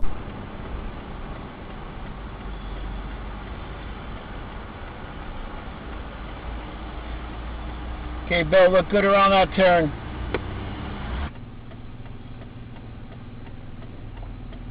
You're good back here. Alrighty, I gotta get over to the left to make this right-hand corner. There's gonna be a bunch of islands. I'm gonna be creeping.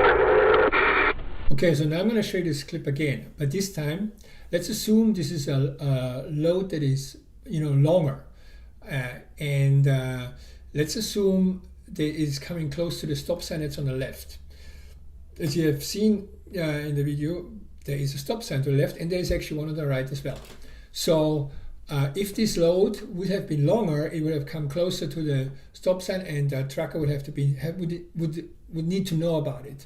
In this case, the chase car didn't talk about it because it wasn't a point of any danger. Okay, but so let's assume this would be a longer load and it would come closer to the stop sign, and you would have to inform the tracker. How is that done? 10 feet to the stop sign, 5 feet to the stop sign, and you cleared the curve. Okay, so now there could be also another scenario, which is that the load is so long that it would, like a blade for example, that it could swing out in the back and hit that stop sign which is on the right. What you do in that case is the same that you would do, which I just showed you, with the stop sign on the left. You just inform him how close the load is to the stop sign, and when it clears the stop sign.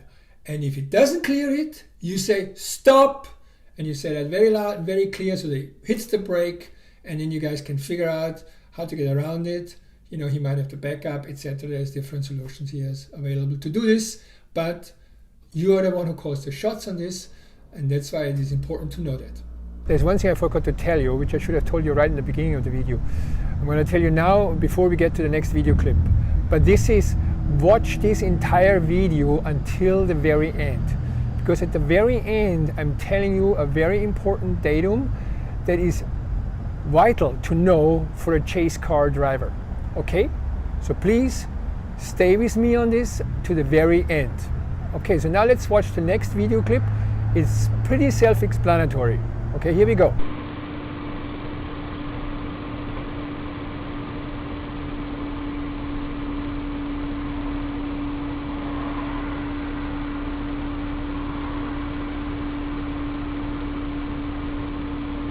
Right's looking all right so far.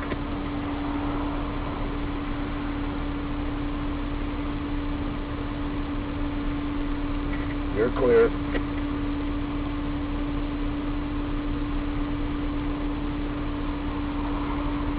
Still clear. Stop me before I go up on the curb.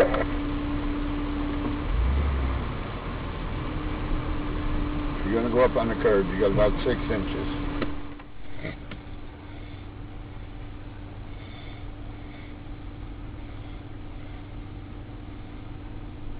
Good to go back? Remember, you got another 3 feet. 2, 1. Alright, right there.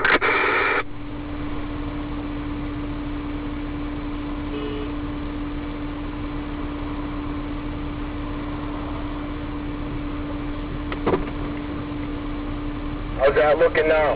Go ahead, I'm watching your tires.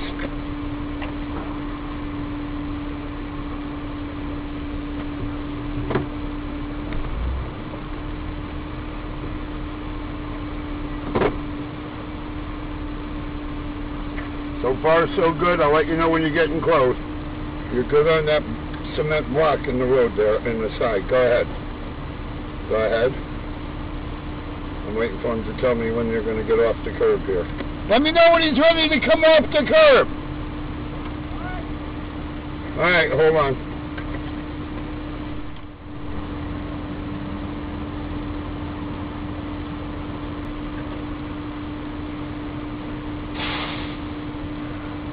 Watch that car coming up on your left.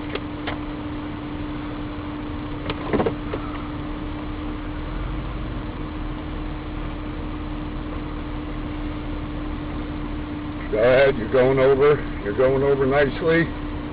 Rocks are helping beautifully. You're off. Come on out, Bill. Got one floor squeezing past you. Grab that left lane. Okay, a couple of floors coming up. Grab that left lane.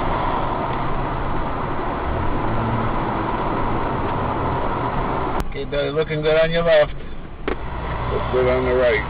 In the next clip, we're gonna have a long load, and in that case, there is a high pole driving ahead of the load and a chase in the back.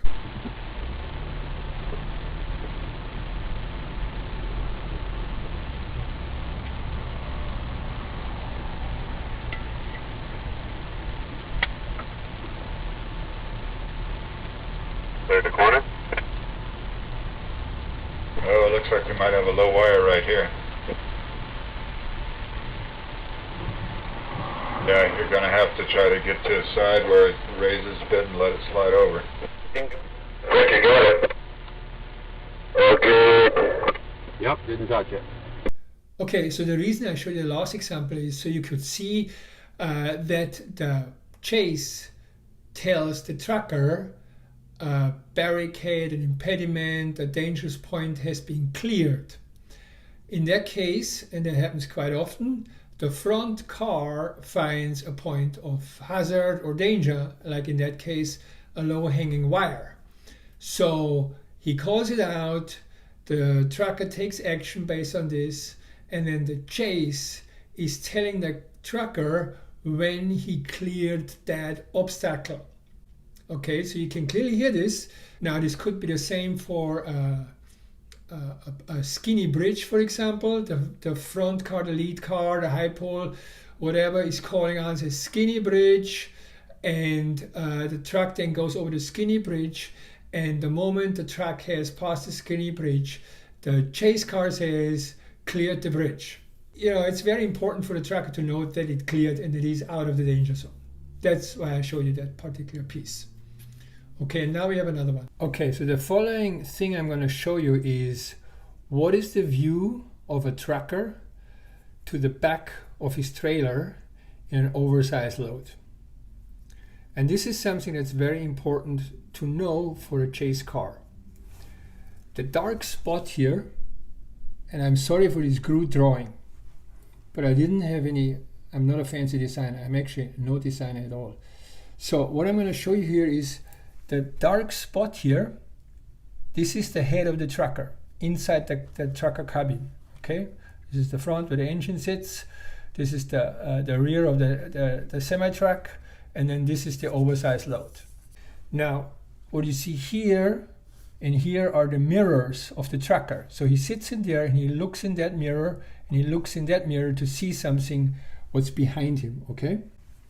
Now, what you see here is the view from his left mirror. You see, and he can see here and he can see about up to here. He does not see anything that's happening here or here, because you can see on this side too, he just sees nothing, literally nothing. So now you as a chase car, you sit kind of back here, okay? Let's say this is your car here. You can see from here, from the back, what's happening. You know, for example, if he does this turn now, let's see, he's doing a left turn here. Okay, he's going on a road on a left turn. So now you can just envision how this load is going to turn. You know, this back part here is always going to go off track. In other words, the truck is going to make a line like this, and the trailer is going to make a line like that. You see, it's going to turn more to the inside than what he's actually steering in the front. So if anything is sitting here, you know, like let's say a traffic sign is sitting here. So he's now pulling over here, and the load is then coming over this way. So by the time this thing comes to this point here, it's going to hit that traffic sign here, or that pole, or, you know, light post, anything, another car. So you sit back here, and then you tell him you're coming close to this here, because he doesn't see. He doesn't see. All right? Now here's another important datum. Here is the trucker. This is his right window. This is his left window. So now I'm going to draw another view in here. And this is when he looks out that window, he has about that much view. That's what he can see. Okay? He does not see anything that's, for example, let's say, you know, this is a corner, and there is a car coming on here. You know, let's say a car is coming here. This is another car coming here, this way. Okay. He is not going to see that car because the mirror goes here. His view from the window goes here. You see that? Unlike you know, in your pickup truck, in your minivan, in your normal car, you have a front view, you have a view out of your right window and your left window, and you have a back window on the back passenger side on the right, and you have a window that goes out the back. He does not have any of this. He can't see to the back. He can't see. He doesn't have here another window where he can look through here. He doesn't. He has only a view. You see how limited his view is in that moment? Once you know, you accept that datum, that he is not going to see more than that. You will understand what you have to alert him to. This is also, you know, you find this often on roads that go like this. You know, here's a road, and then there is an off ramp, an exit ramp from the highway. So it merges here. So when the truck comes in here, let's say this is the semi, this is oversized load. Again, he can look out here. He does not see what comes here. So you sit back here, but you can tell him, hey, there's a four-wheeler coming on your right, stop. Do you see that? It's a similar scenario. Both happen frequent. So you have to be aware of both scenarios. Okay, so basically that's it. I hope you liked it. I hope you learned from it. This was part 2 of the chase car driver, and I think it's going to be my final part. I just wanted to show you the basics that one has to know before you jump in the game. And as a very important point is, start out as a chase. Don't do any lead. Don't do anything else. Do chase. Be a chase car driver until you really feel good about this. So there's a lot of trips available for chase. There is it's a real a good way to start a business. And the other thing is you will drive with lead cars, and you will learn from this what lead cars do. The next video is called Brokers, the good, the bad, and the ugly. This broker type will rob you blind. Here is how you spot them in 10 seconds. Do we need brokers? Are brokers bad? Have I ever been ripped off by a broker? Let's find out. What is a broker? A broker acts as an agent for others, as in negotiating contracts, purchases, or sales in return for a fee or commission. So what do pilot car brokers do?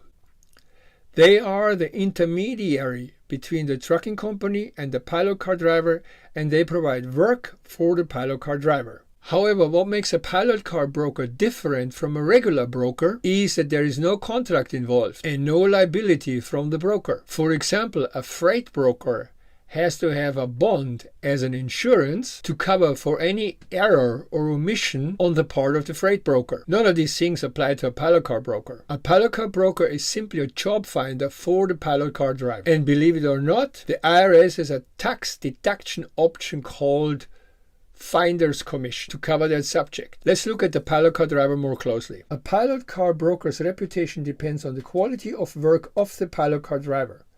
A pilot car driver who does a bad job will reduce the reputation of a broker. A pilot car broker's reputation also depends on finding a pilot car driver in a timely manner. If the broker doesn't find a pilot car in time, the trucking company will find another pilot car broker. If the pilot car broker is good at the three things: quality pilot car drivers, available at the right time, at an acceptable rate to the trucking company, he or she will have returning customers. And for a pilot car broker, a returning customer is a trucking company or a trucker that will call him over and over to get business or pilot car drivers from him. It might dawn on you slowly here that you as a pilot car driver are not the customer, but the customer is the trucking company or the trucker. So what are you to the pilot car broker? Well, you are the contractor who is getting the job done, and that's all. And you are doing this without having a contract. I know, it sounds crazy, but that's the way it is. If you have been at this business, you will notice that a pilot car broker rarely calls you to get you onto a load. Well, yes, some of them do, but it's not the majority. They simply put their request on a load board like Load Covered or pilotcarloads.com and wait for the calls to come in, and they then pick the one with the best rate. Even trucking companies do that. They have an email list. You are part of that email list, and they will fire out emails to that list to find pilot car drivers. Basically, they do the same thing. They wait for the calls from the pilot car driver to come into them. However, here is the big exception. If you have worked yourself up the chain to a reputation, you will get brokers to call you. This is especially the case when a trucking company is asking specifically for your name. Then you will get calls. It's kind of the sweet spot. It most often happens to high pole car drivers and steermen. Both have a special skill, and the trucking company wants to have someone they can trust. So now we come to the million-dollar question. Have I ever been ripped off by a pilot car broker? And the answer to the question is no. I have never been ripped off by a pilot car broker. However, I have been ripped off once by a carrier, believe it or not. And I lost in that one $2,500. Needless to say, that carrier has entirely vanished from the market. And actually, the owner is subject to criminal charges right now. The name of that trucking company, by the way, is I Know How to Truck. Well, I tell you one thing, they don't know how to truck at all. Now I'm going to let you in on a secret. This is a secret on how to avoid those late payers or no payers. And that is a Facebook group. And the Facebook group is called High, Wide, Heavy. You must make yourself part of this group. It is an excellent group for any pilot car driver. Once you have applied and been accepted, click on the tab called Guides, and you will find a host of subjects that are all very important to you. Go to the guide number 3, Low Pay or Slow Pay Companies, and there you will find the pilot car brokers and carrier that you should not work for. This list is highly accurate. If you don't do business with those that are on this list, you will be fine. Believe me, you will be fine. The pilot car business is a very well-paying business. There is no question about that. But if you don't know how to navigate the business side of things, you can get into troubles. Now, here are a few tips from me on how to stay out of troubles. As I said earlier, you are a contractor without a contract, and that in itself is a scary proposition. Therefore, the following is very important. During the phone call with a broker or a carrier, make sure you establish the following. The rate for the following items: miles, overnight hotel, daily rate. If less than 250 miles are driven, a daily rate is paid. No-go rate. That is when the load is not moving on any given day. And you have to make sure it is understood that when there is a no-go, the hotel has to be paid as well. Payment details. How will you be paid? ACH, check in the mail, Zelle, PayPal, etc. And when will the money arrive? And more on that last part later, as it is very important. Next, you ask the broker or carrier to send you a confirmation sheet with the above data along with the trucker phone number. If you get an email or text that will only give you the trucker's phone number but not the confirmation of what was discussed in the phone call, you send a message or email to the broker or carrier and put all the data of the conversation in writing and require him to acknowledge this immediately. In other words, there should be a text or email coming back saying, yes, this is what we have discussed. If you do not get an acknowledgement, call the broker and tell him you will not continue unless you get an acknowledgement of the agreement. Additionally, get a photo of your car parking beside the truck and the load. This is proof that you have attended the load in any civil court action that might ensue. Also, get a photo of the truck itself showing the DOT number, Department of Transportation number of the truck, and the truck number.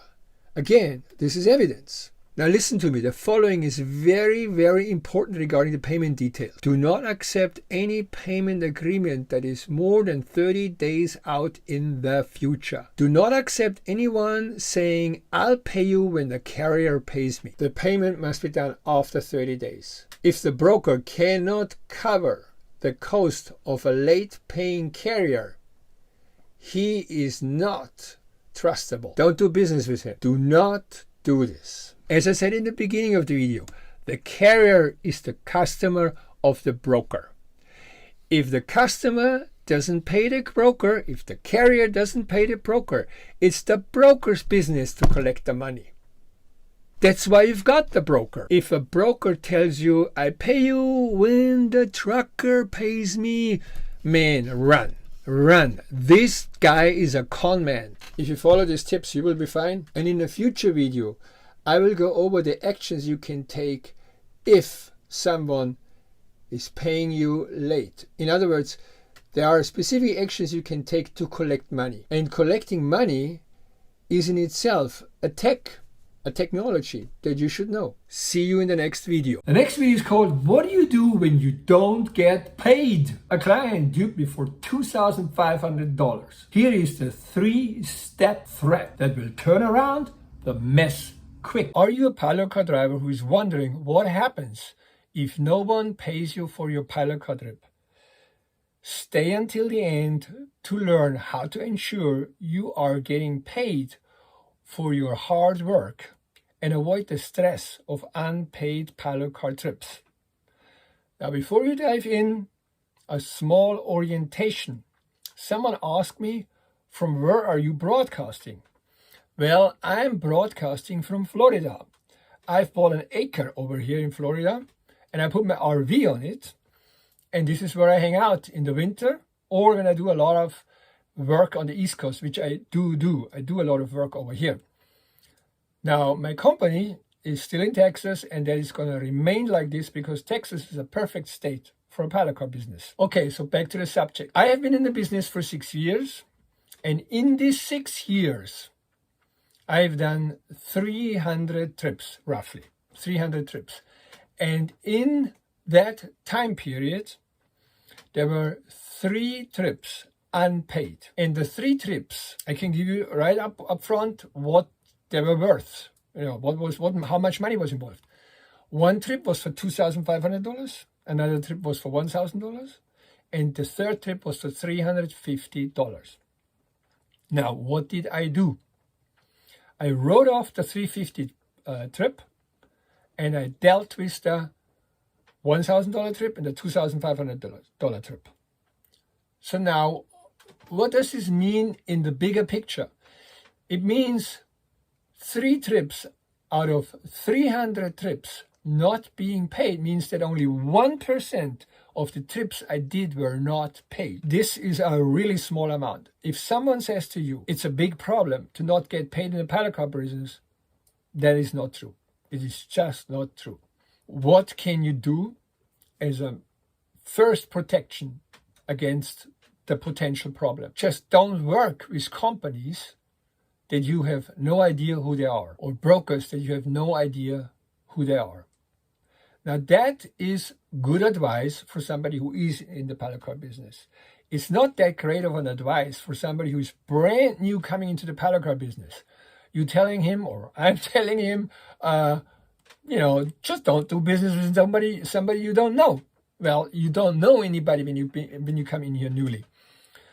Now, one simple remedy for that is that I have a paddock car course, and part of that paddock car course, you get my personal preferred carriers and brokers. And these are exactly 50 or 51 of them, I think it's 50, that I will give you as part of that course. Below, there is a link that is a link to a webinar. And that webinar will tell you how to procure business for your pilot car business. And that webinar is for free. And that webinar will also give you a briefing what my course is. All right? So if you're interested in this, click on the link below in the description, and another link is in the first comment. There is a rule in business, and that is the longer you wait for a bill to get paid by a customer, the harder it will be to collect the money. The easiest way to nudge your invoice is by having a service called QuickBooks. And QuickBooks makes it very easy to nudge an invoice. And normally that's enough for your bill to get paid. The next point would be you do a phone call. You call up your broker, or you call up your carrier and say, the bill has not been paid and what's happening? And then most likely the reply you're going to get from the broker or the carrier, okay, different replies actually. The carrier might say, well, we need to negotiate. The bill is a little high unexpectedly, and we don't feel that's actually appropriate. So we need to negotiate the price. To which you reply, say what? This is agreed upon. We have an agreement, and that was what I followed. And I did my work, and I'd like to get paid, and I will not negotiate that price. At that point, the carrier will say, well, we cannot help you then, and hang up on me. A broker most likely may say, I haven't gotten the money from the carrier yet. So that is also a stupid answer, because that's why you have a broker. The broker is collecting the money. I'm not going to collect the money from the carrier if I work through a broker. I collect the money from the broker. So you just say this to the broker, dude, you are responsible for getting that money in, and you are responsible to pay me. And then he might say, well, I cannot help you. I don't have the money. You'll have to wait until I collect it. In both cases, there is one reply, and only one reply. And that is, I understand what you're saying. I do not agree with it. I think it's a stupid argument. What I will do is, I will go on social media and make it known that you are not paying me. And if you continue to not pay me, then I will take the matter to a small claims court. So then your next step is, You go on social media, you go to Facebook groups, and you simply say, I have been dealing with the carrier ABC, and he wants to negotiate the price. Has that happened to anybody else? And then you're going to get the replies. And that's really all you have to do. And then you discuss it on Facebook, on the Facebook group. This is the pilot car groups that I'm talking about. You just discuss it with them, what happened to you, what happened to me, etc., blah, blah, blah. Yeah, this is really terrible. This is really terrible. That is bad public relations for that carrier. They're right there, man. There's a whole bunch of pilot car drivers, literally thousands, that will take note of this and say, I won't be doing business with that guy. If it is a broker, the same effect will take place. That actually will hurt the public relation situation of that carrier or broker, and it will prompt him to pay you. I have received, based on that, phone calls like, you must take your destructive Facebook announcement off. It is not okay. It is libel and slander. Oh, it's not libel and slander. It's an observation. It's an experience. And it's based on facts. So it's not libel and slander. And the standard reply really is, okay, good. I can take it off, no problem. But, first pay me. I'm watching my account. The moment the money is in, I'm going to go back to social media and let everybody know. So then that really is something that has worked beautifully so far. Whenever I got into a tight spot. Another very good step to collect your money is to get a lawyer. Take any lawyer that, is collecting money as his service. Do not go to a collection agency. Collections agencies are highly ineffective. They really only are into collecting the cream of the cream, the easy stuff. And the easy stuff you can do yourself. You know what I mean? So don't take a collection agency. They're also going to chip off 30% of the collected money. So it's a big loss if you do that. Just simply find a lawyer who collects money or who has that service and get him to send a letter to the carrier or to the broker that collects the money.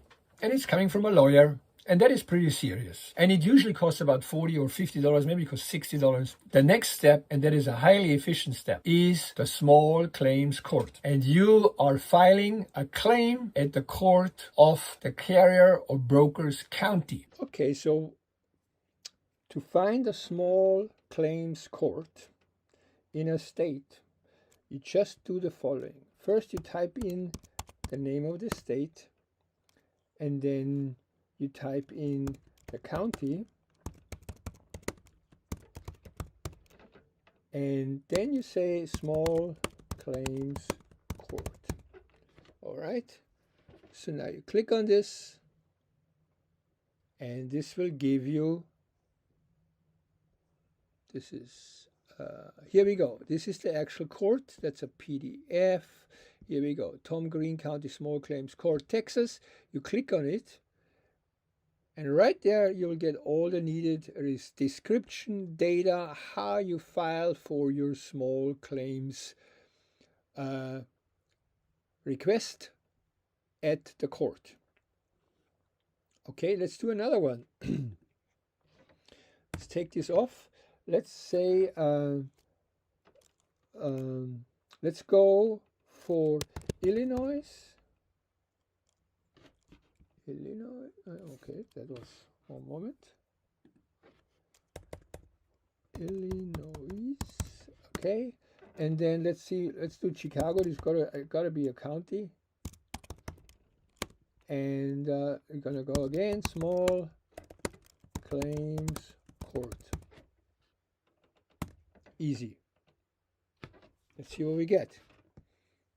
Same thing again. This is up there. We don't need that. It's just some ad or some lawyer firm.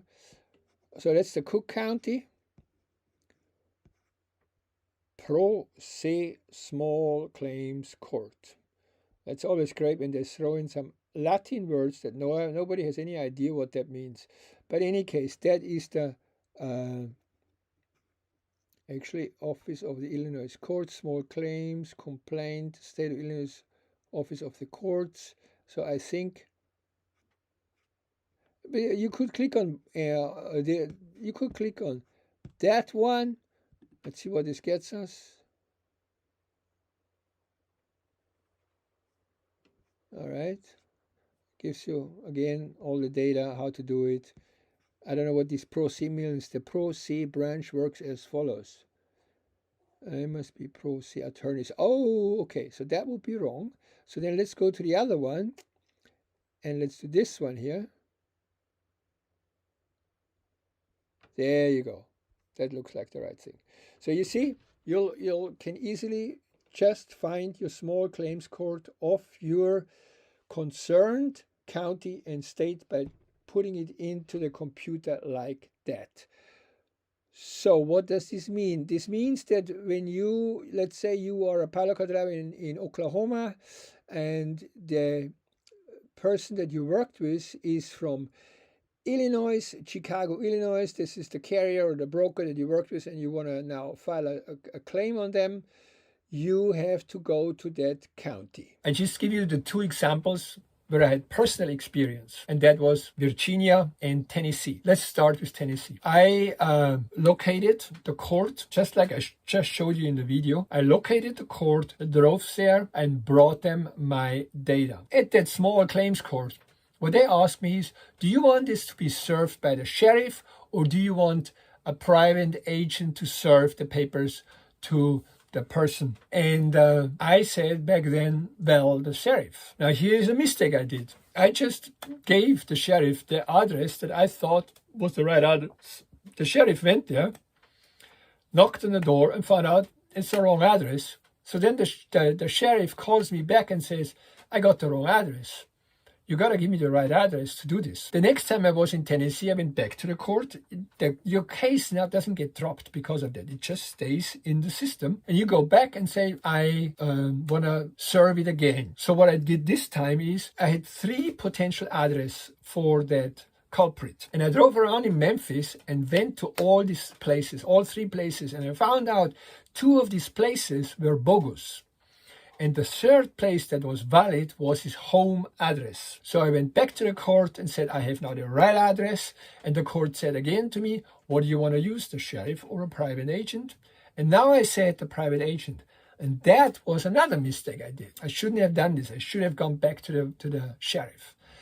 The private agent was a fake agent. And there was probably a lot of these agents on their list, fake guys. Anyway, he did nothing. I had to basically get there back a 3rd time. But before I even got back a 3rd time, I found out this has become basically a criminal investigation. The guy is going to jail. The next one, of course, was the Virginia one. I really liked that one. I went to the small claims court. I gave them my data, and they basically, I said, okay, do I have to serve this or whatever? And they said, no, you don't have to serve it. Don't worry. We will take care of everything. And on that one, I made sure that I drove the business location of that guy. Make sure it's really the business location. So I had the right location, so that wouldn't happen again. So I went to the court, put my data. They said they're going to do the serving, and I could just go home, and they will let me know. They will send me an email for the court date. The day before the court, the carrier called me up and said, how much money do you want? So he paid me the $1,000 and this thing was over. I tell you one thing, in most cases, just talking about that small claims court is enough to scare the shit out of them. The next video is called Independent Pile Car Driver, the shocking truth. If you're employed, you have job security, right? False. Independent drivers are the only ones that have true job security. And here is why. I'm going to tell you the truth about independent pile car driving. The shocking truth about independent pile car driving is that there is no job security unless you are an independent pile car driver. That sounds like completely backwards, but I tell you, that's the way it is. Only an independent pile car driver has true job security. Now I'm going to tell you exactly why that is. Number one, let's just talk about money. This week, for example, I made $3,040.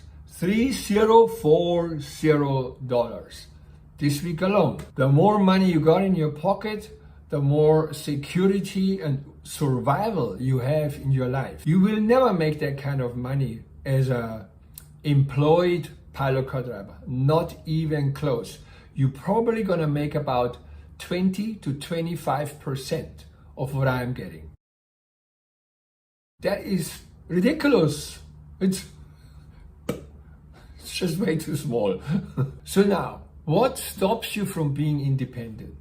What's the thing that really backs you off from going independent as a pilot car driver right from the start? There is probably a few things, that I can think of that you may be thinking of, because those things I myself were, considering. I had, worries like, am I going to get enough business? Well, truth of the matter is, yes.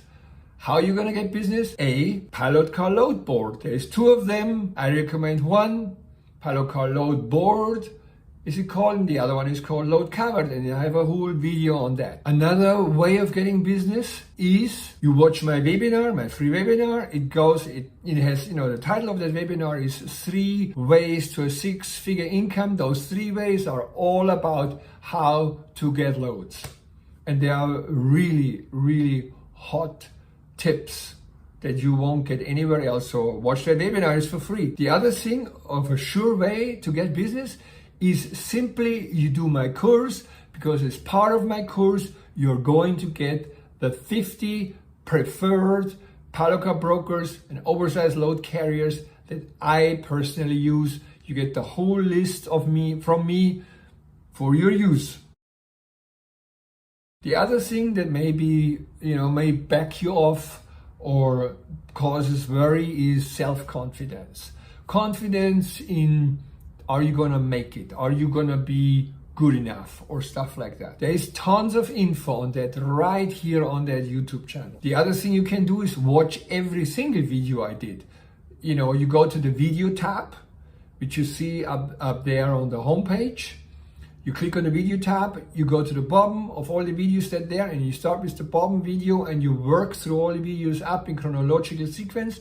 You learn everything I ever learned. Now, if that is not enough, or if you don't feel secure about that, I understand. That is definitely can happen. Then do my course, because part of the course, I do mentoring. And I'm not too bad at it.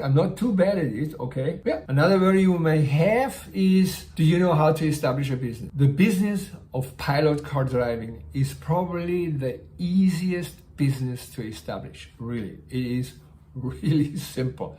All you need to do is go to the IRS website and get an EIN number. That's an employer identification number. Get that number. That's it.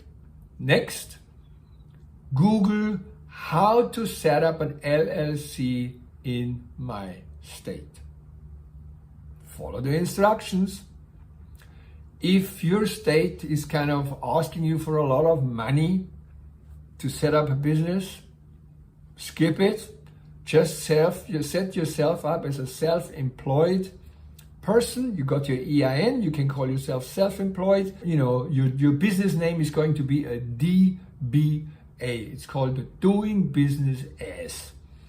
Give yourself a business name, and that's that. It's as simple as that. America has probably the easiest way to set up a business of anywhere else in the world. Again, if you want to have more in depth on that, totally okay. Just watch the webinar that also has business tips on it, and then you can go to the course if you want, and then you get a real detailed rundown of how to set up a business that is going to make you a lot of money. Another consideration you may have is money, because it is true, you have to you have to put out a bit of money. Let me tell you what I did. I just put the whole stuff, everything on a credit card. If you don't have a credit card, if you can't do that, it is not a problem. This is the one situation where I would agree with, then don't start as an independent driver. Work for somebody else and Then, as soon as you have enough money, then switch over to independent pilot car driver. That's how I would do it. But most of you are going to have a credit card. And I just banged it on the credit card and I made twice as much money back in the first months of pilot car driving as a rookie. Now, here is my observation though. The biggest downside that I see for anyone who starts to work for somebody else and hopes that that person will groove him in and really show him the ropes. Here is my experience on that. Recently, I was driving with a trucker. At the end of that trip, that trucker was so upset with that front car, mostly because the guy really only had a certain set of things he said or observed. He was in a sort of a real, fixed frame of mind of what he was saying to the trucker. That wasn't helpful to the trucker. That trucker told that car to go home. That guy was a pilot car driver that was employed by somebody else. That pilot car driver then told the trucker the things he was telling to the trucker during the trip were the things that his boss told him to say. He told him that the boss took him on a short trip and showed him, say this, say that, and that was it. In other words, that guy really missed out on the scope of it. What's the big picture, that he was supposed to take care of? So what the trucker then replied to him was, okay, here's what you have to do. You already had that little grooving from your boss. You need definitely more. And you should do the course that Herbert has, the bad guy. He has a course, do his course. There is two solid routes to get into this business. One is the YouTube channel, the other one is my course. So pick one of them. The next video is called The Hidden Costs of Running a Pilot Car Business. That $100,000 a year dream, it'll cost you $15,000 right up front if you miss this. In this video, we're going to talk about the hidden costs of running a pilot car business. This video could also have been called, What are the real overhead expenses for a pilot car business? I will also tell you a story how I messed up my finances of running a pilot car business and what I did to resolve it. But first of all, let's talk about the hidden costs of running a pilot car business. What you're going to see here are the pilot car business expenses that I have put together. So it starts out with the gas on a pilot car. This calculation here is based on doing 300 miles a day and for 5 days a week. And that brings you to $870 a month being spent on fuel. The car repair and maintenance expenses per year are $8,000. The next item is the pilot car insurance. What you see here on that list is what I pay in Texas. Texas is one of the cheapest states when it comes to pilot car insurance. So as I covered in my insurance videos, there's a playlist on that on the channel. If you want to know really all about insurance, watch my playlist on that one. Now the next items on the list are the load board services, the GPS in route, the registration, the National Pilot Car Association membership, $25 a year, uspilotcars.com. That's a website that basically carries a pilot car directory. And these $23.77 a year is well spent. You get business from just advertising your name and your website, if you have one, your phone number on that website. People, truckers, companies go there to look for pilot car drivers. Hotel expenses, more on that later. Food expenses, phone, wireless. I use Mint Mobile. I pay once a year $360, which is up to $30 a month. That is really cheap. I think it's the cheapest anywhere in the US. And then I have a thing here called Business Phone, Ring Central Business Phone. This is basically, you can have a business phone number if you want to have that. You don't have to have that. Then I pay, $300 a year for my website. QuickBooks, that's $240 a year. And then, the rent or home expenses, whatever you have, it's about what I have, $1,200 a year. Then I have insurance for my RV, or registration for my RV, and then I have a loan where I pay $239 a month. So my expenses add up to $5,572.49. That brings us to the next calculation, and that is how much money do I actually pay per mile to be on the road? And as you can see here, it's 92 cents. That's what I pay. Your calculation, if you do what I just showed you to do, you may come up with a different calculation, okay? But that is what I have to pay in order to drive. As I have shown you in my chart here, in my first chart, I have included hotel expenses in that breakdown. This requires more explanation. Let's look at this here. My first point is the general rates for a pilot car driver include no-go money, $250, overnight money, $100, $450 to $600 day rate for trips below 250 miles, and then $350 for mini trips which are below 150 miles. This at once tells you that you are getting also paid when you do not drive. Specifically, $250 for the no-go and $100 for the overnight. This aspect is not included in the overhead calculation.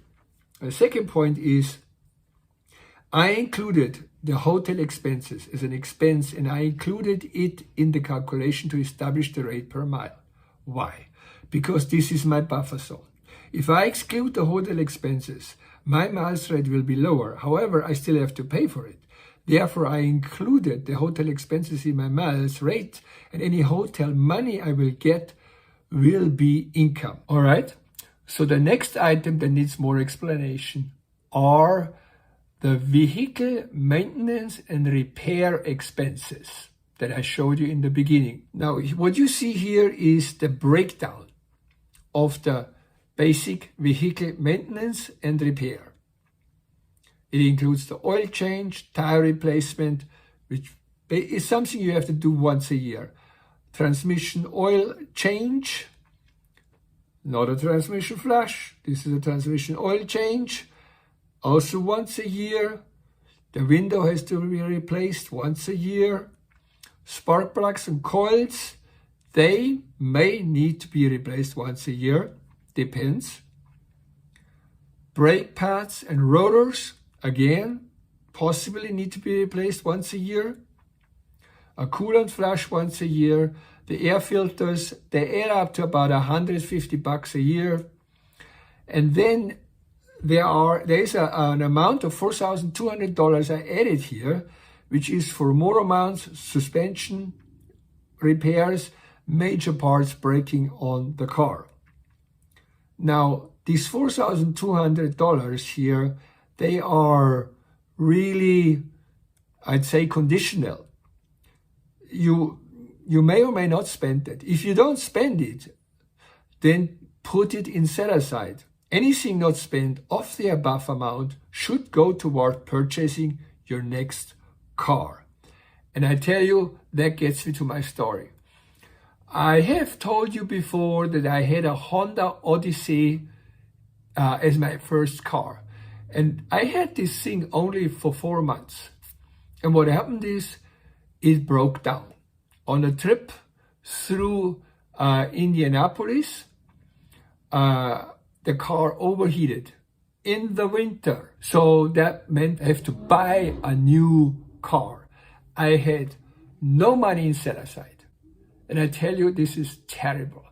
I had credit cards, but I had them paid off, but I had no plus money. But okay, I had maybe $1,000 plus. I had to ask my son for $3,000, which was kind of devastating for me. And my son was saying, oh, sure, here is the money. He gave me the money instantly, and I later on paid him much more back than what he gave me, just because I was so happy for his support. But that is what got me back on the road. But it is something that was really stupid on my part, and nobody should do this.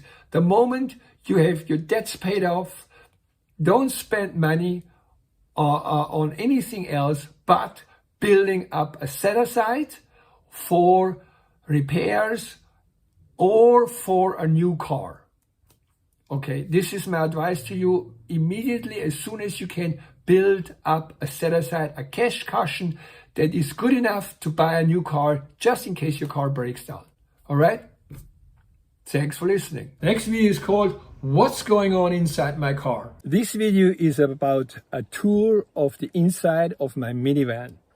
This is a video I'm doing because a number of you actually asked for that video. So here it is. I'm going to give you a full tour. But before we get into it, I want to talk about a couple of things. If you're interested in a more professional approach, I have a webinar that is also free. It gives you 3 very, very important tips how to create or procure business for your pilot car. And at the end of that webinar, you also learn about my professional pilot car course. So again, there is a link for it below.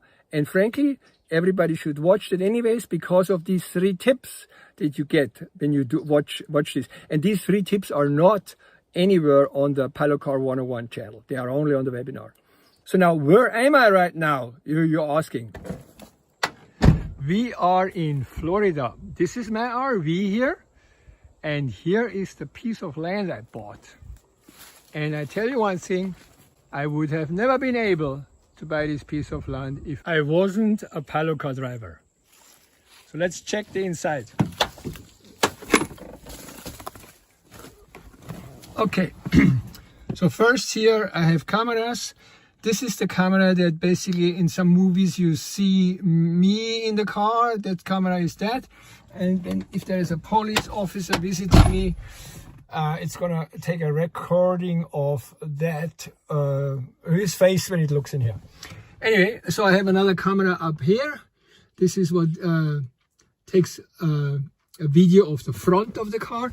And then I have a camera in the back there. These 2 are connected. The middle one, this one here, and that one is recording in the back. I feel this, my head here. This is like a really good way of keeping your glasses safe from the dash, by the way. So then, down here. Okay, so now here I have my pad. My iPad sits here. Then I have here, you see, this is the remote for the top amber light. And down there is the speaker for the CB radio, screwed in here. And then I have here my connection to the power.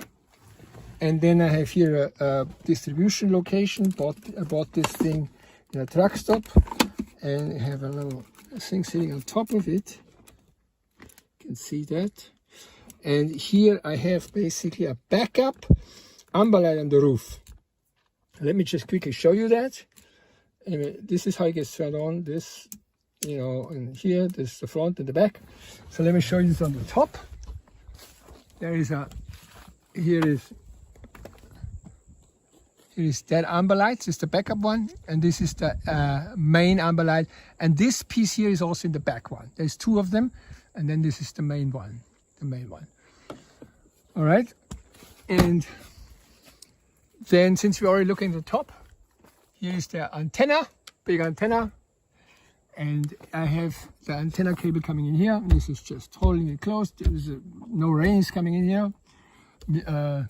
Interestingly enough, it's not causing that.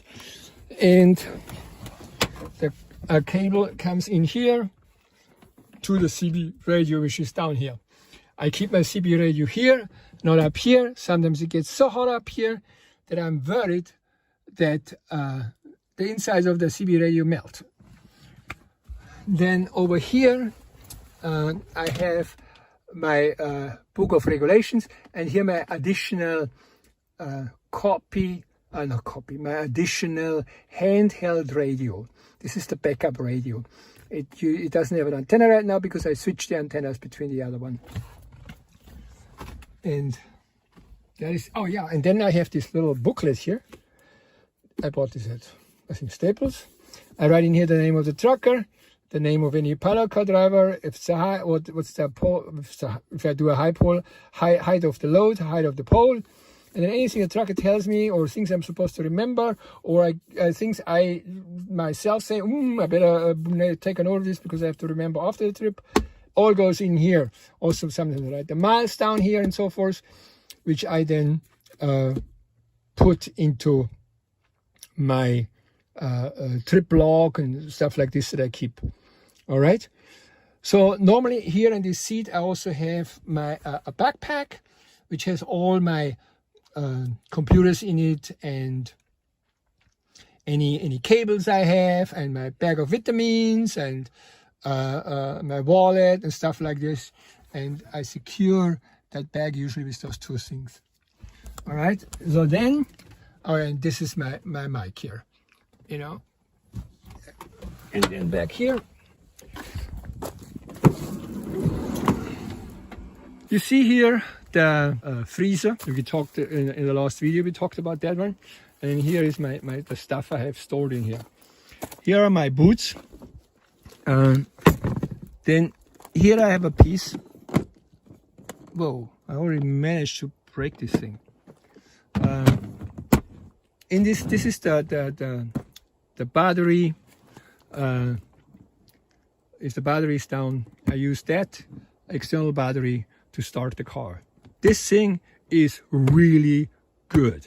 Man, I'm so happy to have this thing. I have helped myself tons of times and other panel car drivers. I just managed, I don't know how I did this, how I broke this thing here. Anyway, there we go. And then in here, I have all this is my shoes for the shower. And in here, I simply have any cables also that I use. You know, for example, the cable for that thing here is in here. If I go to a hotel, I just take this, roll it in, and I take this with me to connect the freezer and the cable to the power. Now here is where I have dry food. So this is actually my wet food. This is my dry food bag.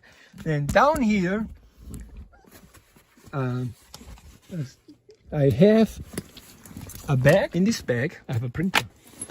Look at this. It's an Epson printer. It's a good piece of printer. Works. You can print. You know, you can connect it to your phone. Works like a charm for me. And I also keep the printing paper in here.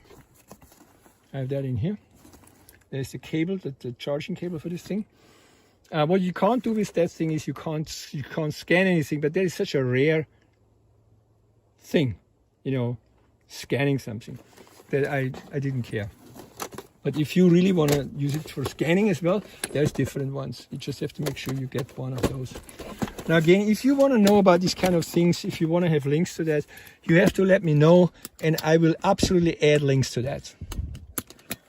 Okay, and then here's another bag I have, which is really, you know, okay, this is actually a good bag.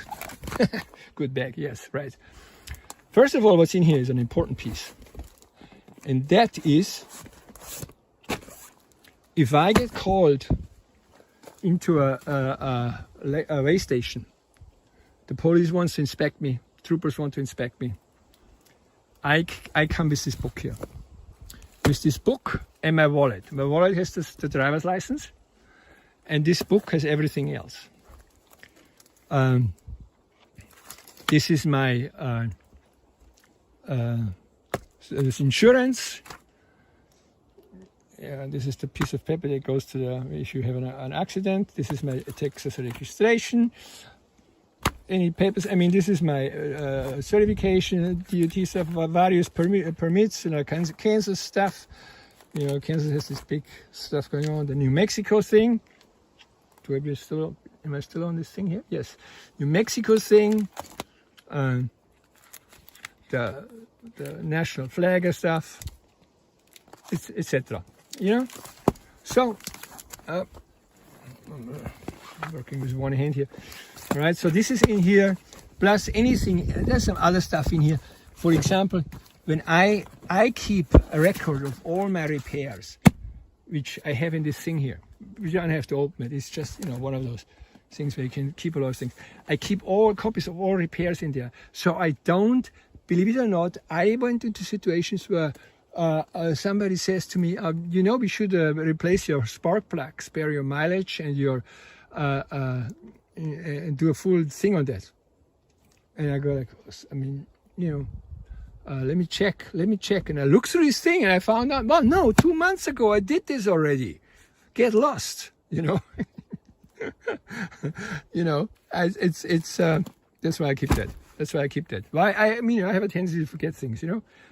Most of you probably are perfect at this, but I can forget things. All right, so now let me put this back in order here quickly, and let's look at the back of the car. Let's go here.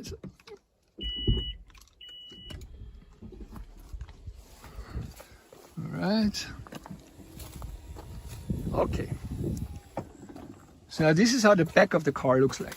Here is the mattress. You see?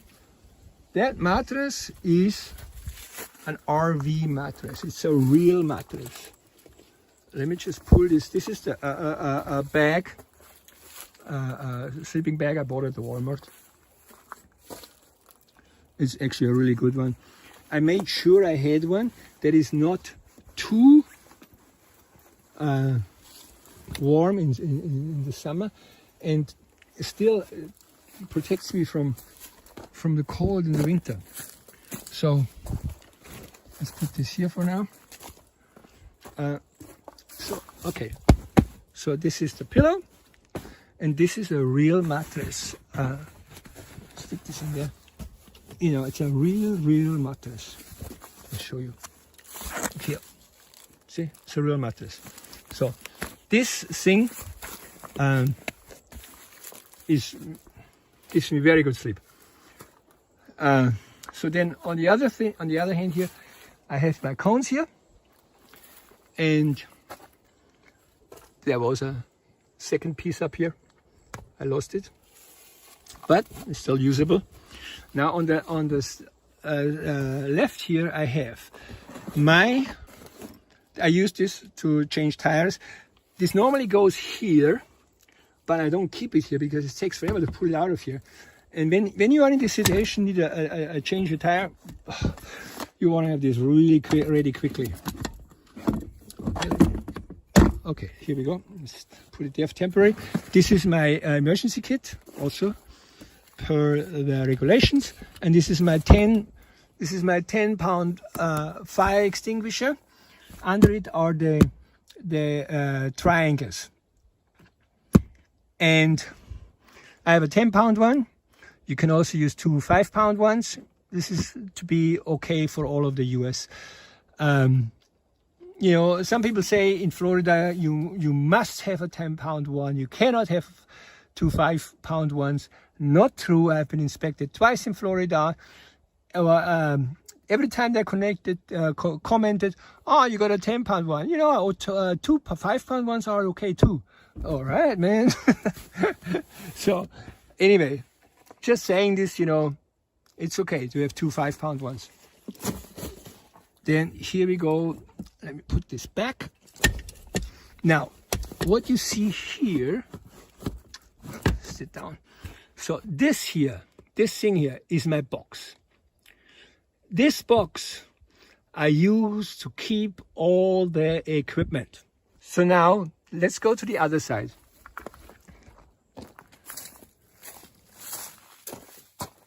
Here I just keep everything. I don't have to go through this. It's just really what you need for basically per the certifications you do, the things you need go in there for me. All right. So then I have some other extra things. This is a to keep sunlight out and keep lights out, night lights out when I sleep in here. It's on one side it's black, and the other one is silver. It's a very good piece. Then here, this is my high pole bag. So back here, and then below there, you see this is my high pole measurement. So both things are in here. Fit perfectly in here. And then this is my wardrobe. You know, the jackets I use. Yeah. So then we come to this here. We talked about the boots, the dry food, printer, and other illegal papers. And then put this here. So what I have here is the helmet, hard hat. I keep here the stop paddle and the flags, 2 flags, in case I lose one. And then under the hard hat, I have my shower bag. And then below the shower bag is my clothing. All my clothing is in there. All right. So then back here, I have a bag hanging. This is my laundry bag. I throw in my dirty laundry. And believe it or not, up there is a toothbrush. And over here is a toothbrush. Why the heck do I have toothbrushes hanging in my car? You know, very good question. These toothbrushes are made of horsehair. And I don't like to put plastic in my mouth first thing in the morning and rub it against my skin and my teeth. I hate plastic. Plastic sucks. So I have those guys. They cost a little bit more. And then I don't put them into these bags, into these plastic containers, you know, to store them in your shower bag or something like this. No, I hang them there so they dry out during the day. Any bacteria can get dried out, dies in the air. And I have clean brushes. This one is the morning brush, and this one is the evening brush. Okay, now you're gonna say, oh man, he's really fixated on that shit. Well, maybe I am, but who cares? So then, oh yeah, let's go to the other. Oh yes, the other door is important. Then, so how do I move around in the car? Okay, let's close that door. So here is the seat, all right? Here is the seat. Here's where I sit. Now, what I do sometimes, since I'm not a particularly big person, I step on this thing here and literally hop over here. So I'm in here. Somebody who is big, you know, by big I mean fat, you know, or tall, he'll have a problem to do that. He will have a problem to do that. So for me, it's fine. But for those guys who cannot do it, the other door is important. Let's go to the other side.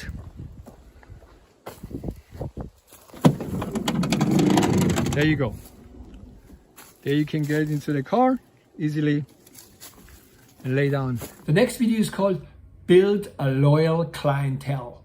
You think that's important? You're right. It is important. There is one phrase that will get brokers to request you by name. Find out what is the sweet spot in pilot car driving and how to get there. In this video, I'm going to tell you how to build a loyal clientele fast. Let me tell you right up front, a lot of pilot car drivers that have been in the business for 2 years or less have never heard of these things or don't use them. I even found pilot car drivers that have been in the business for 5 years or something like that, and they only know a few of these tips. My last tip might shock you, but give me a chance to fully explain that. 3 of the tips regarding building a clientele are on the webinar, on the free webinar, which you will find below in the link in the description. This free webinar will give you 3 more very important tips how to build a clientele. So make sure after you've done watching this video, you go to the webinar and watch the other super important tips that you will need in order to build a loyal clientele. My webinar is called 3 Ways to a 6-figure income as a pilot car driver without asking anyone for a favor. My first tip is a very simple one. It is the use of a business card. And you should dish it out like candy. A business card will give you a professional look. You are a businessman, and the businessman has a business card, obviously. Truckers will ask you for it. Not every trucker will ask you for it, but there are truckers that will ask you for it. Other people, pilot car drivers, might ask you for it.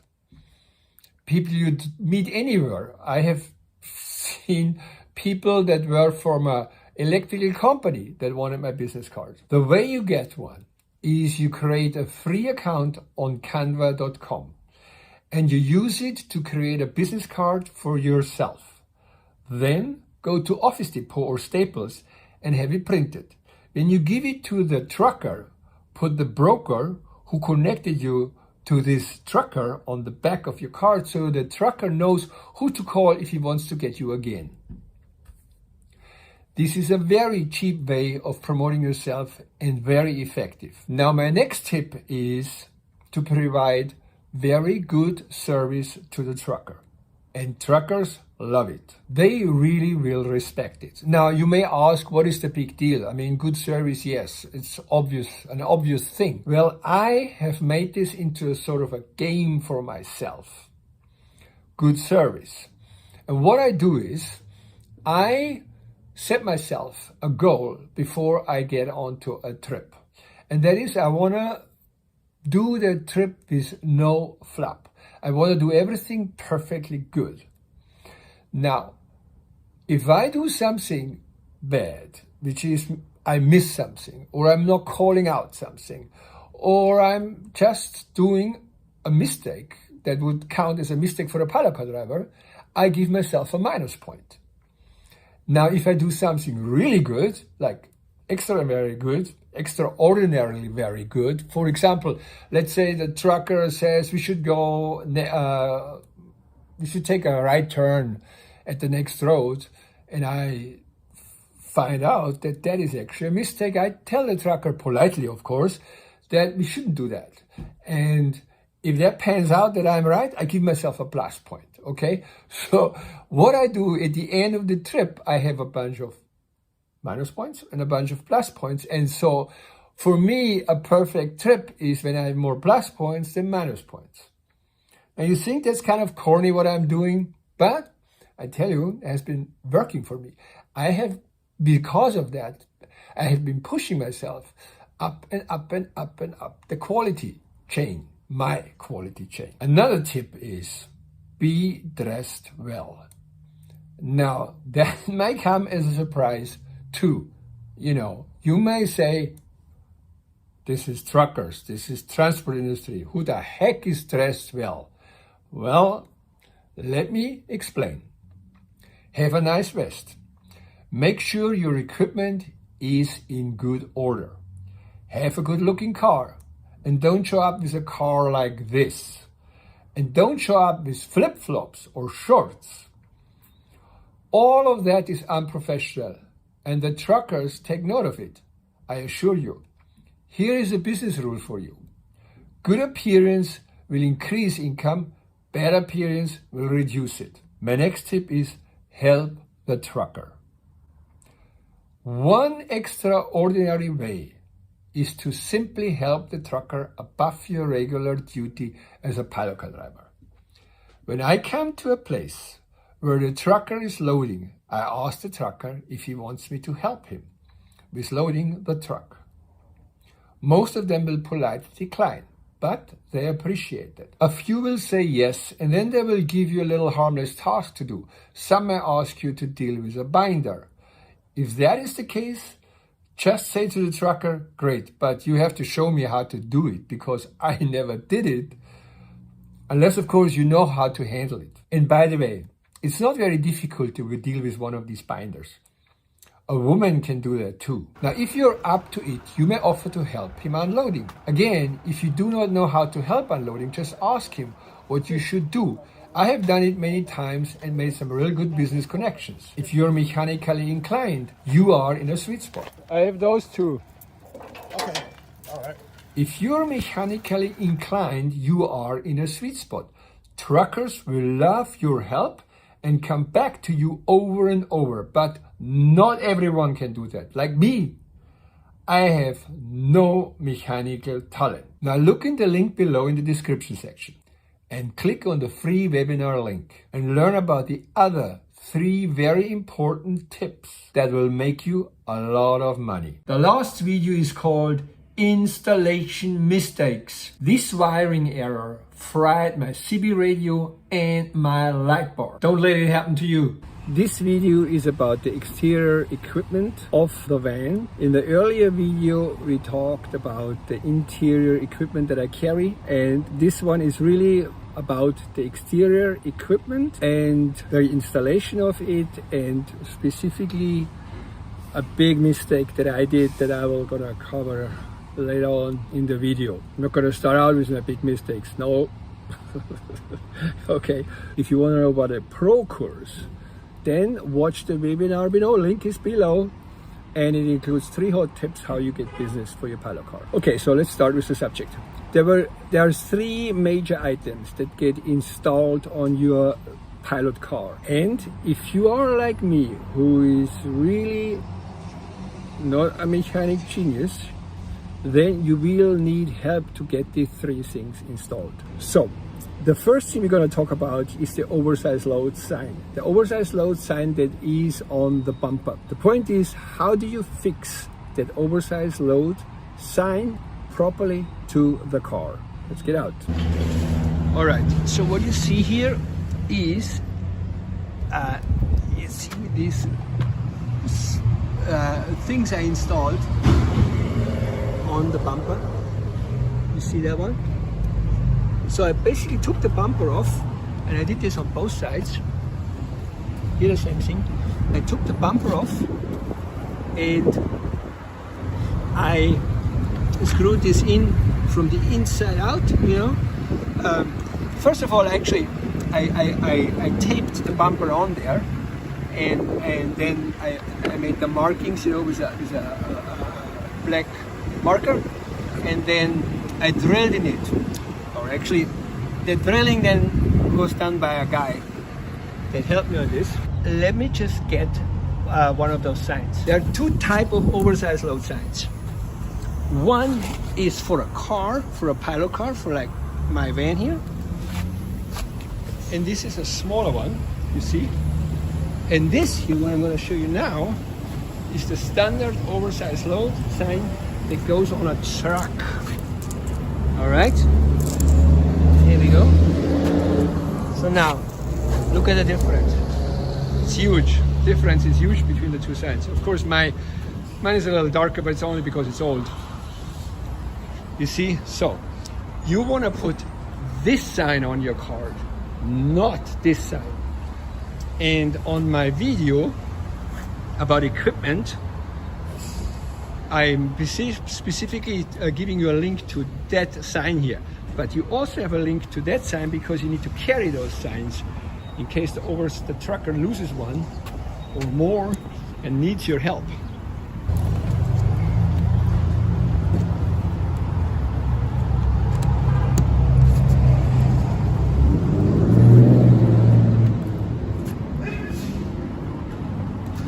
So you see,